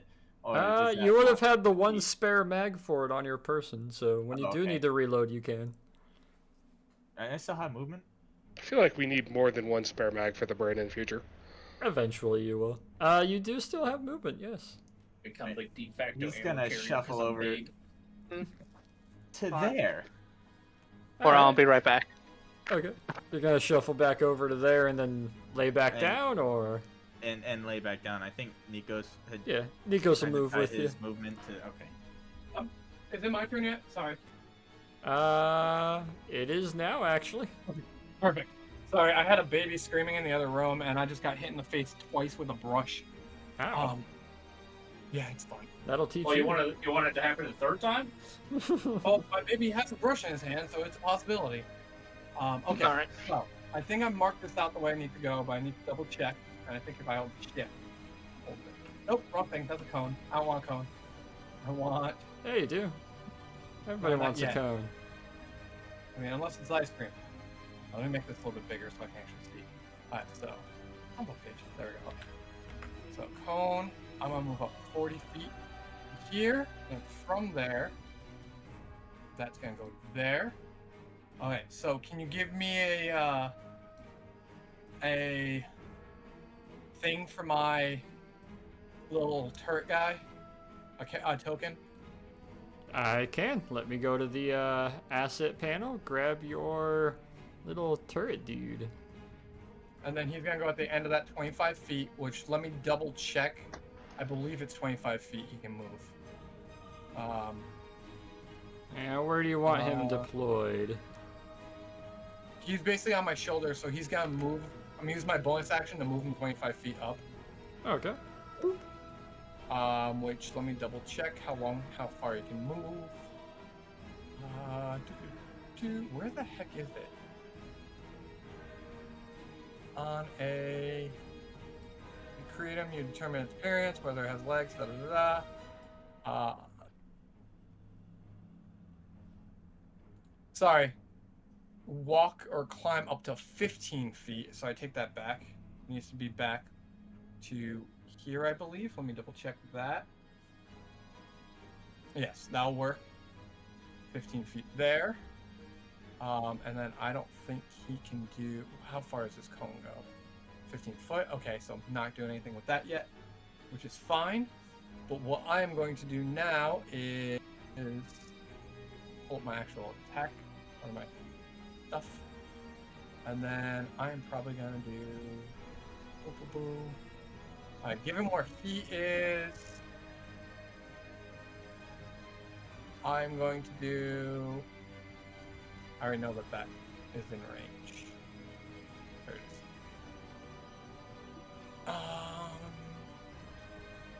Yeah, I didn't write the range down for this one. think I have. Will you stop touching my stuff? Touch my stuff. Okay. Well, okay, 120 feet. I need to put that on my main thing. Okay. You think about what you're doing before you run in to do it. No, I already know what I'm doing. I just had to double check the range on something. There we go. Okay. Okay, I'm in range, so I'm literally gonna start off just shooting using my action to shoot a firebolt at it, which is definitely in range. Ah, okay. So, it's 120 feet, so if that's not in range, I don't know what is. So let me pull this up and attack. I think that hits. That hits. That definitely hits. Nice. Alright, Nice. 9 damage. Not bad. A little bit slightly below half, which Wait, which standard day of pretty good. which day of RPGs are we? This isn't Star Wars. This is D&D. Ah, Star Wars is tomorrow. gotcha. Well, I may be on tomorrow. I'll let you know. That should be my action, movement, and bonus action. So with that, it'll end my turn. All Or right. actually, can I, as a free action, just yell, retreat back towards us? You're gonna need to make a persuasion with that. I know, but my whole thing is just to keep being like, we're not attacking you. Like, essentially, the thing I'm trying to get is, we're not attacking you. Go towards us. Oh yeah. Give me persuasion though, because you guys have returned fire. Hopefully they just saw the Bren cut a few holes in that thing. Persuasion is 20. Hey. All right. Let me see what I can do here. Whoop. All right. Whoop. And we'll roll intimidation. Intimidation? Or insight? Ooh, there's a 16. Okay. Half of them seem to be like, okay, good idea. The other half seem to be disregarding it or not listening to it, as they seem to be focusing on someone else within the section. Alright, as we get to the next turn, they will look over, they will move back into cover here, and they will throw leadership to him, and him. Cool, which will give them little bonuses. Peter, you're up. Piotr. Alright, nobody needs healing in this situation, and Hachu's still hurt. yeah, but he's not hurt that badly right now. And I want to take a chance to cast Firebolt anyway, so. Alright, send it. Oh. Hey! Just barely. It skims right past over its shoulder. Damn. He has a fucking 18 AC. It's the size of a building. What? Oh well. He's kind of big and kind of nimble. AC can count for durability too. That too, yeah. What else It's you like got, a Peter? magical equation of nimble / armor. I can't use the IFAC on a bonus action, can I? No. If I recall, they're actions to use. Yep, they're one action touch-based. Yeah, in that case, I think I'm done with my turn, because I really don't have anything I can ever do on a bonus action. Oh. You could do an offhand Oh, wait, no, I attack. can shoot it. Yeah, I can do an Yeah. offhand attack. Alright. All Yeah, right. I'm going to shoot it. Maybe offhand, we just -3 from your roll. So just regular gun attack -3. Winchester Alaka-blam! Alaka-blam! It goes a little wide, misses off, and whizzes into the wind and air. It's still worth a chance. This guy, hearing Wilhelm yell and figuring, okay, cool. 5, 10, 15, 20, 25, 30 is going to run over here, take a knee, try to take a shot at it. Cool. He missed. Other Grenadier with no weapon. 5, 10, 15, 20, 25, 30, 35, 40, 45, 50, 55, 60 is running past and kind of scooting next to you, Wilhelm. Kind of scoots in the snow. He's wounded. He's hurt. He looks frostbit. They all look frostbit and covered in snow. They've been out here fighting for a little bit. They're not doing super hot. However, being this close, Wilhelm, give me perception. Okay. He's frostbit and burned. His gun blew up in his frozen hand. Yeah, honestly, it's not great. I probably don't see much. Well, he's a German troop, you know that much, but you can't tell exactly what kind of German troop. You just know, yeah, he's one of the reformed German army. Alright. This guy, though. 5, 10, 15, 20. Looks over, aims at you, aims at those two, aims at the monster. Is gonna move a little bit further. Aim down at the monster, take a shot. He's gonna miss. He's gonna whiff it. Crewman, he's gonna be kind of brave. He's gonna run over here, take a knee, fire a shot. He's gonna miss as well. Nikos, your turn. My turn. Well, now that it looks like we're not getting shot at by those guys, I can get a bit closer. Ooh. Let's see, 30. I in range for most of my stuff now. Still just a bit short. All right, but I can cast. Where is it? There. Magic missile. Ooh. Magic Man. missile. 3 whole damage. Nice. Who are you hitting? Love to see it. The snow sprite. Alright. You hit the snow sprite with a nice little poof of water energy. Hey, it's a hit. All right. Yep, better than nothing. You can lob And, them 240 feet. It's applicable. Yeah. All right, I think that's all for now. Alrighty. Now get to other crewman. Who's going to 5, 10, 15, 20, 25, 30, 35, 40, 45, 50, 60. Move up to there. This guy, 5, 10, 15, 20, 25, 30, 35. He's going to try to dash further up, but first we get an attack of opportunity. Oh, God. Poor guy. Ooh. Ooh, baby. Hey, okay. Oh, googly moogly. 5, 10, 15, 20, 25. So as he's running past, one of the legs kind of jut outwards, and it does sort of a spiral in place and catches the guy on the side, spinning him for 2 steps as he regains. Looks like it broke some ribs, but he is struggling and running up past, trying to get to you guys. Hachu, your turn. Yay! Oh, I'm in full cover now, so I can still see everybody though, right? Yep. Just... Okay, good. When you peek over, you're able to see, and then when you duck down, you're still in full cover. Cool. Well, I'm gonna hit Big Man once again. Big manish. Oh, yeah. So I'm gonna Eldritch Blast. Eldritch Blast. Damn. Poof! That hits. Yeah, give us damage. All right. I'll just do damage for the first one. I'll roll the second one. All right. 10 damage. No. Poof! Fucking 1. Of course. Poof! I feel better about my 3 for magic missile now. Yeah. All right, then I rolled a 1. Fuck. then second one. Poof! Hey, it's a okay. 25. -1 damage. Poof! Thank you. Hey, there you go.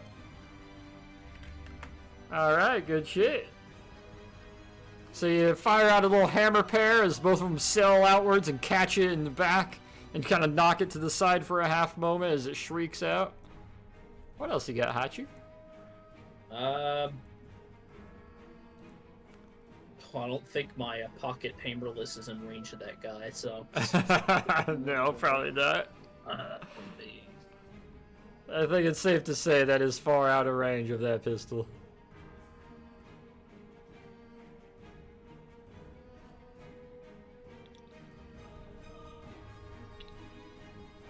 I don't think that's a.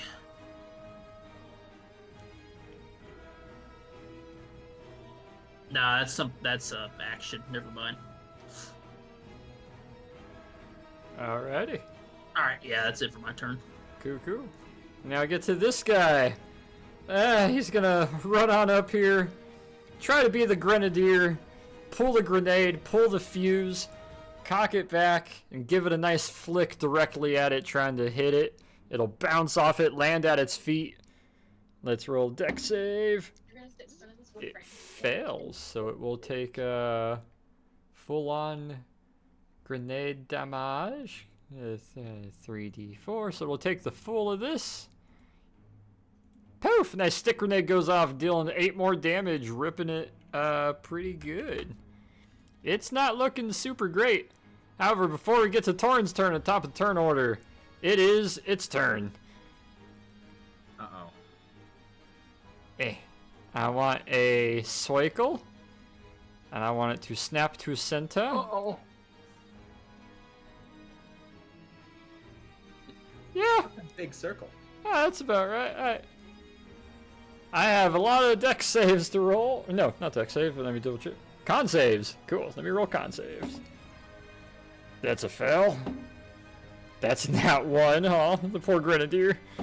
It's a 7. The Grenadier was outside of it. An 8. No, the one south of it. This guy? Oh, this guy. Yeah. And... ugh. Okay. None of them passed. So they'll all be taking the full brunt of this instead of half. Wow! 6 whopping damage. Cool. Nice. Okay. Too bad that's enough for that crewman to die with his last 6 health.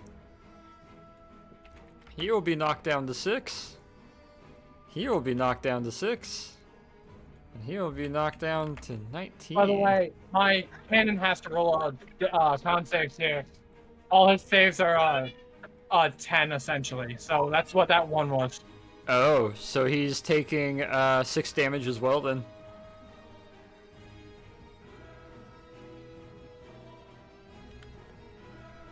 So after it takes 6 damage, you guys see it kind of throw these tendril-like arms out of antlers and bone and horn. And a nice, icy, chilled sort of rupture emits outwards very aggressively and sharp as spikes of ice come basically stabbing upwards from the snow in the ground. Everybody gets stabbed a couple times within its vicinity by these ice spikes, all of them yelling out or hurting. At the moment, all of them are going to be pinned in place, as these are stabbing through their legs. So let me put a snail marker on them, except for the one that died.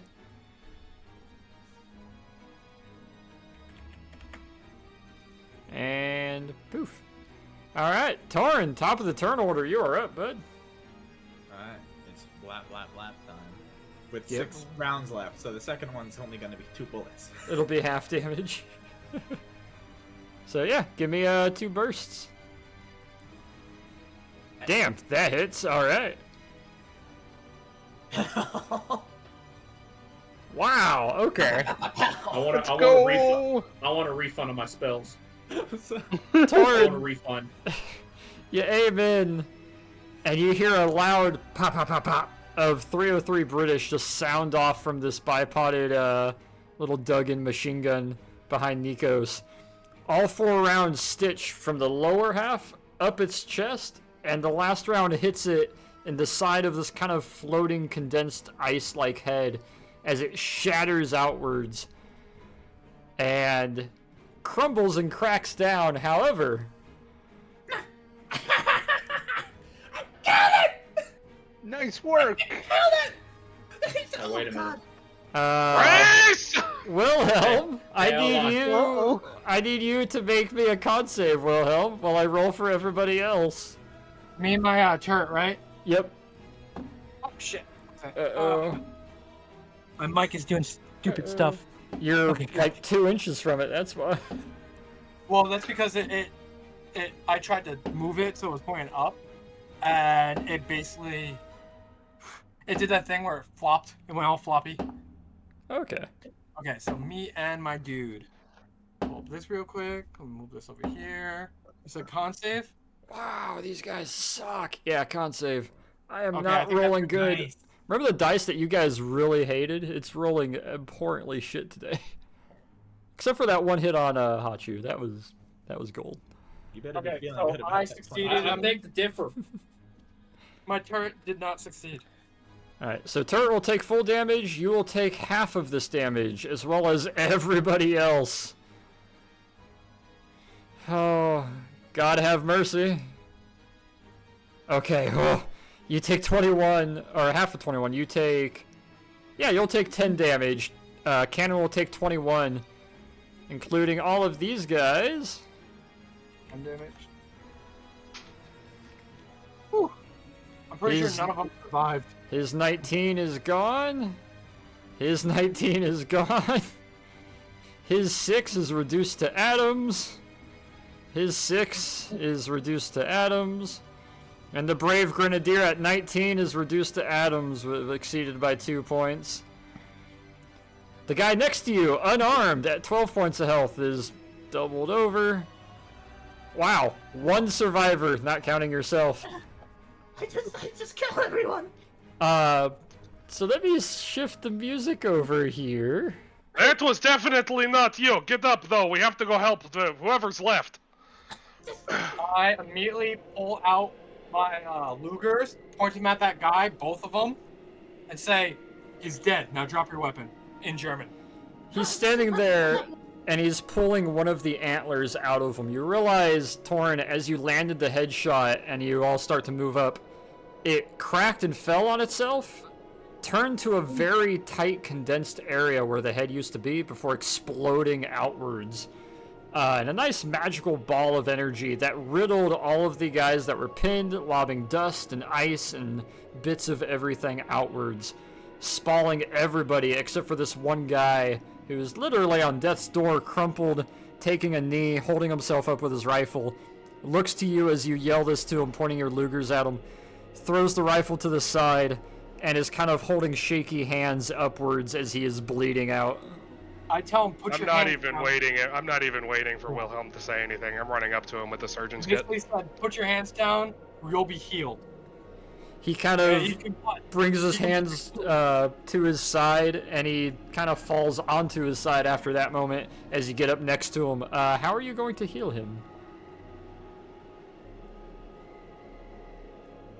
Well, give me more details on what's wrong with him. I was going to use the surgeon's kit. Because we're out of combat now. There is what looks like a sea mammal's tusk or horn impelled through his right side of his torso, through his lung, and poking out the backside.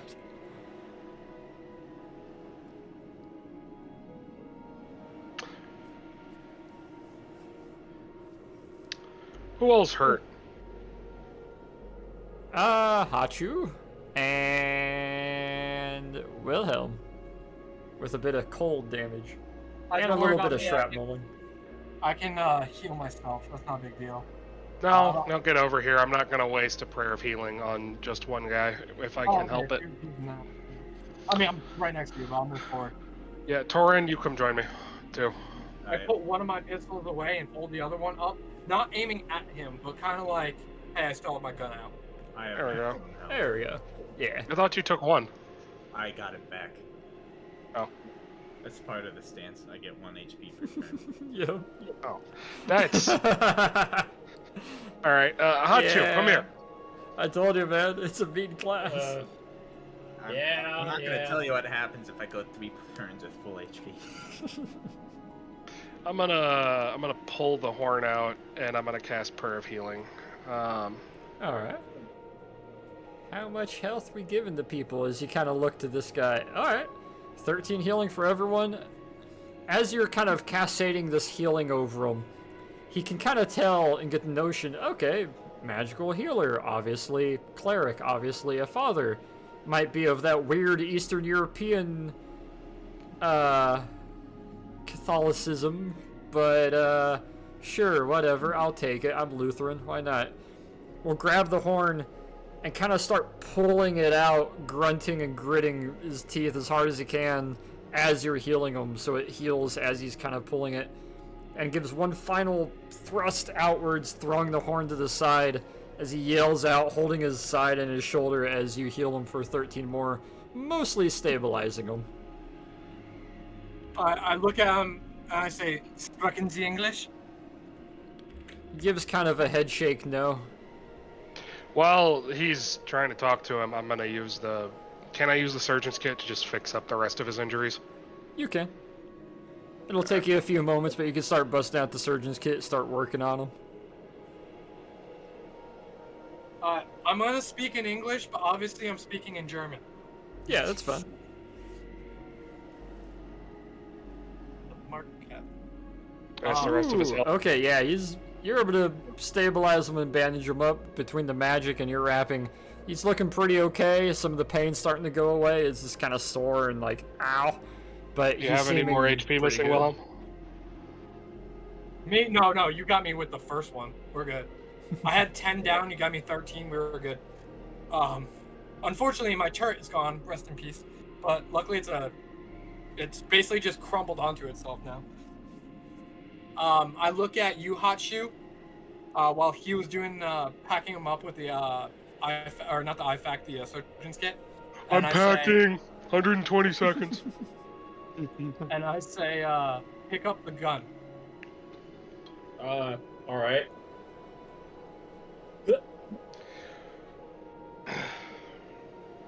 While I'm bandaging him, I may as well search him for a knife or a pistol or whatever. Yeah, give me investigation. And we'll pan over to the other two that are heading off into the remnants. What are you two up to as you go walking in? What's left of this thing? Did it like kind of poof out, or did it leave an actual like body? There's a nice indenture in the snow where it kind of exploded outwards from the various spells.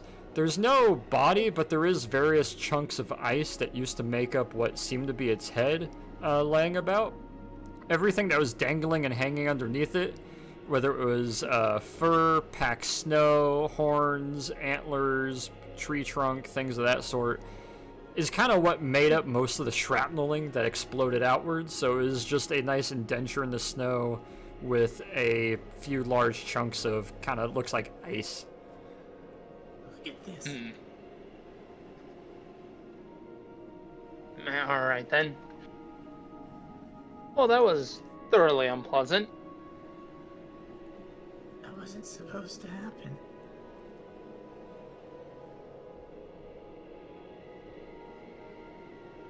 Do you think this is what's responsible for what happened back at the ship? No. It looked a bit too big. No. This is something different.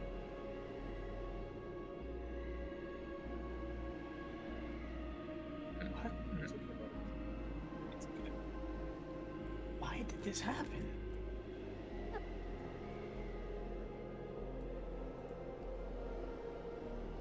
The universe just doesn't like us?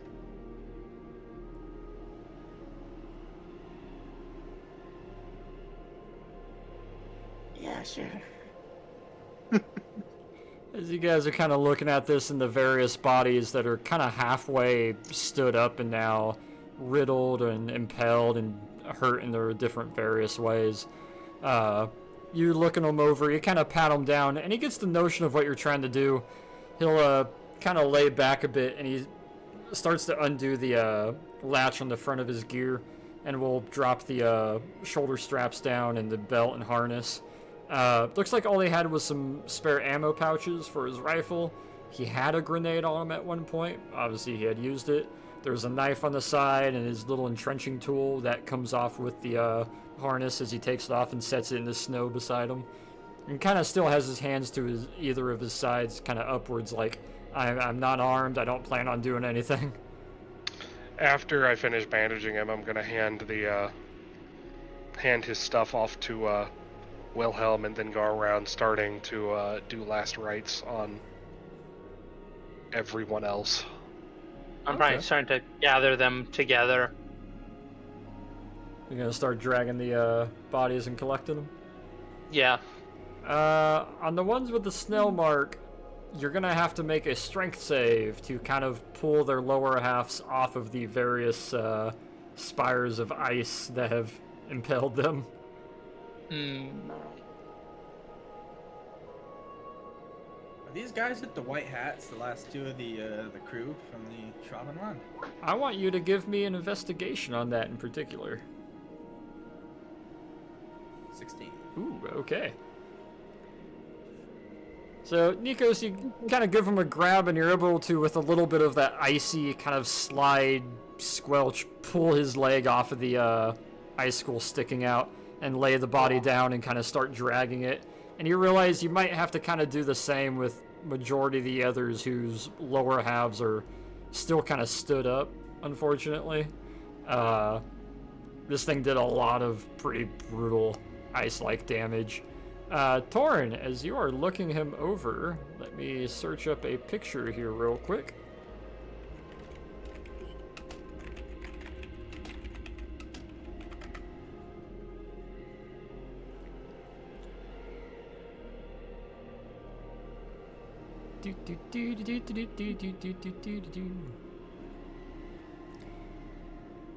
There we go. As you're looking at them, you're kind of brushing around them. You're looking at the hats. They seem kind of like civilian uniformed, or not fully like up to par Navy specs. Or at least at first glance, it looks like they were maybe merchant marines or maybe part of the exploration crew. Until you get to the sleeve on them, and you kind of turn them over just a little bit, and I'll put it in in-game images. On his left sleeve, you see this patch. Great. Look, Nazis. We're not at war with the Germans right now. I am. We're not. We're not. You're not at war with every German, otherwise you'd be at war with yourself. You know what I mean? You can see the I mean, he is at war. symbolism on there. Guys, these civilians, they're with the... They've got, Oh, stop throwing your pacifier on the floor. Out of character, means forgetting the name of the civilians. The star without you calling gotta- it the star. Kriegsmarine patch Swastika. on them. Yeah. they're bearing swastikas. They're with the... They're working for the German government. It only makes sense. Yeah, That we knew is they their were national Germans. symbol now. Okay, what's that? Before I start my spiel, I'm gonna see if I can put him in the... While he's doing that, while I'm doing last rites on all these bodies, I'm collecting dog tags or identity papers or whatever I can As you go pull around, that proves identity. you're looking at them, and you actually make a bit of a discovery. They all have the kind of German-style unique dog tag. You're able to pull it and leave the other one with them, the little circle ones. They don't have any real identification papers with them. However, all these guys wearing the heavier winter kit and field kit, you get the notion they're kind of like naval infantry of sorts, maybe, because underneath their kind of winter combat uniforms, they are wearing similar sailing uniforms to the other sailors, with a similar patch on them, which seems kind of odd considering that is a Submariner's patch, but regardless, as you're They looking look them Navy. over, Oh, sorry. Go on. as you're looking them over, you kind of eventually get to Nikos, who is looking over one of the two that seemed a bit taller and a bit slimmer. You don't need a perception for this, but I will have both of you roll investigation. All right. You don't need a perception. You need an investigation. You definitely notice offhand the ears on the kind of ear covers on the helmets of your traditional like German M42 style kind of helmet are a little more fanned out and wider than normal, at least from what you've seen so far. Oh no, they're the Bulgarian ones. Actually, yeah, very similar to the Bulgarian style, but a little bit higher up. And as you take the helmet off and look, you realize their faces look relatively very nice and smooth, normal, until you start getting to the ears and the neck and the palms of the hands and a little bit up the sleeve, and you can tell they have slightly, not from cold, but slightly blued skin. Not quite Nikos blue, but slightly blued. Until you actually kind of focus and notice it at the same time, they have elven ears. Cousin of yours, Nikos. Maybe like a snow ganassi, if they exist. I don't know. You guys know it's an It has blue. elf, but you didn't roll high enough to identify what type of elf, or elven kin, or offspring, or parallel. But you know it's some sort of elf. I know what it is. Do I you? don't think I'm related to any elves, but Eldarin or Eladrin, whatever you say. No. Oh, really? Oh, okay. Oh, sea elf, maybe. Ooh, that would make sense. Okay. So I'm gonna look at this guy, and obviously in German, so none of you can understand me. Go back to the Somerset Isles, you high priestess. Nice. Hi, Elvin. Damn. Obviously, you know why we took the weapons away from you. Correct? He kind of looks at you. I understand. It's cold. I want to get back to my ship. I want to leave. We didn't plan on running into that. We were just trying to find where that plane landed. Are you a crewman of the Schwabenland too? No. We were looking for them. We were supposed to escort them. We found them all dead. We abandoned the ship. We burnt down the command center. Do you happen to know what killed the crew or eviscerated the remains of some of the crew? Whatever it is they were hauling. Do you know what a ghast is? I do, but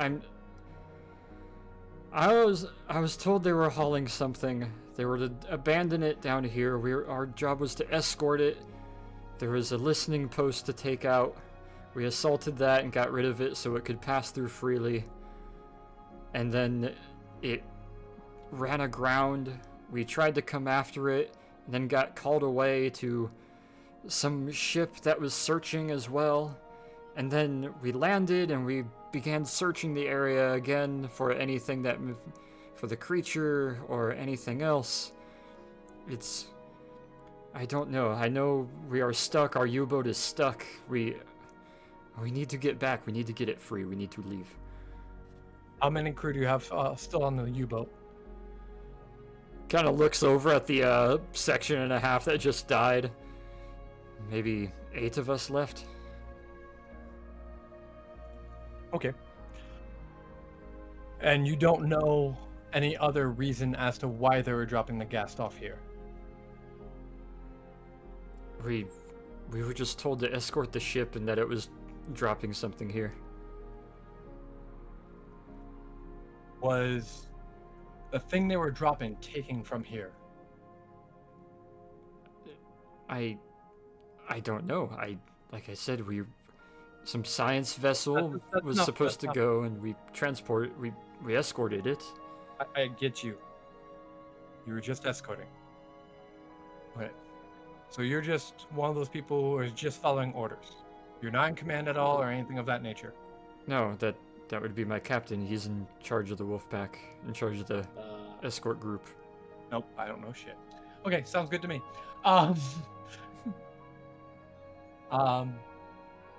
Okay. Well, where is your U-boat? Hello there. It's west. West? About an hour west.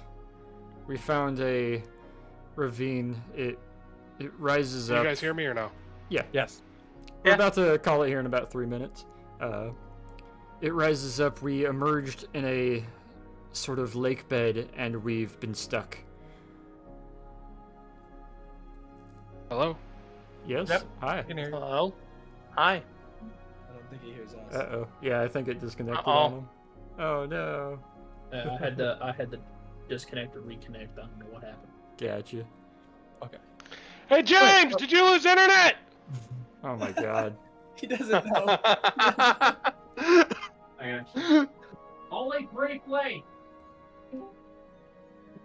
Jack, can you hear us? Hello? We can hear Hello? you fine. Saber? We can hear him. Hello? He can't. I think Discord's having Peter? a regional thing. Yeah, I think Discord ate him. Did you lose internet too, James? Oh, I'm back. Oh, we're back. Oh, hey, he's back. Look at that. I thought the storm claimed our internet. As our final scene, while you're conversing with him, Torin, what you doing over there, buddy? Wilhelm, if you shoot this guy, I'm going to shoot you. He won't. Torin isn't doing anything over here. You should not come over here. He is perfectly fine. Where is He's Torin? very upset, isn't he? I don't even know where Torin is. Yeah. I don't think anyone noticed him leaving. You know what? We'll start next session with kind of a recollection of gear, equipment, and what is going on. Oh, wait. I want to ask or say one more thing to this guy. Nah, we'll pause it there. And yeah, we'll resume next session. Let me put it here in notes. Torin? Gear? And interrogation. That's what our note will be to resume from next session. But, congratulations. By the way, throughout this week, I will be working with you guys. Good job killing the Ningen. You get a level up. Oh, shit. Let's go.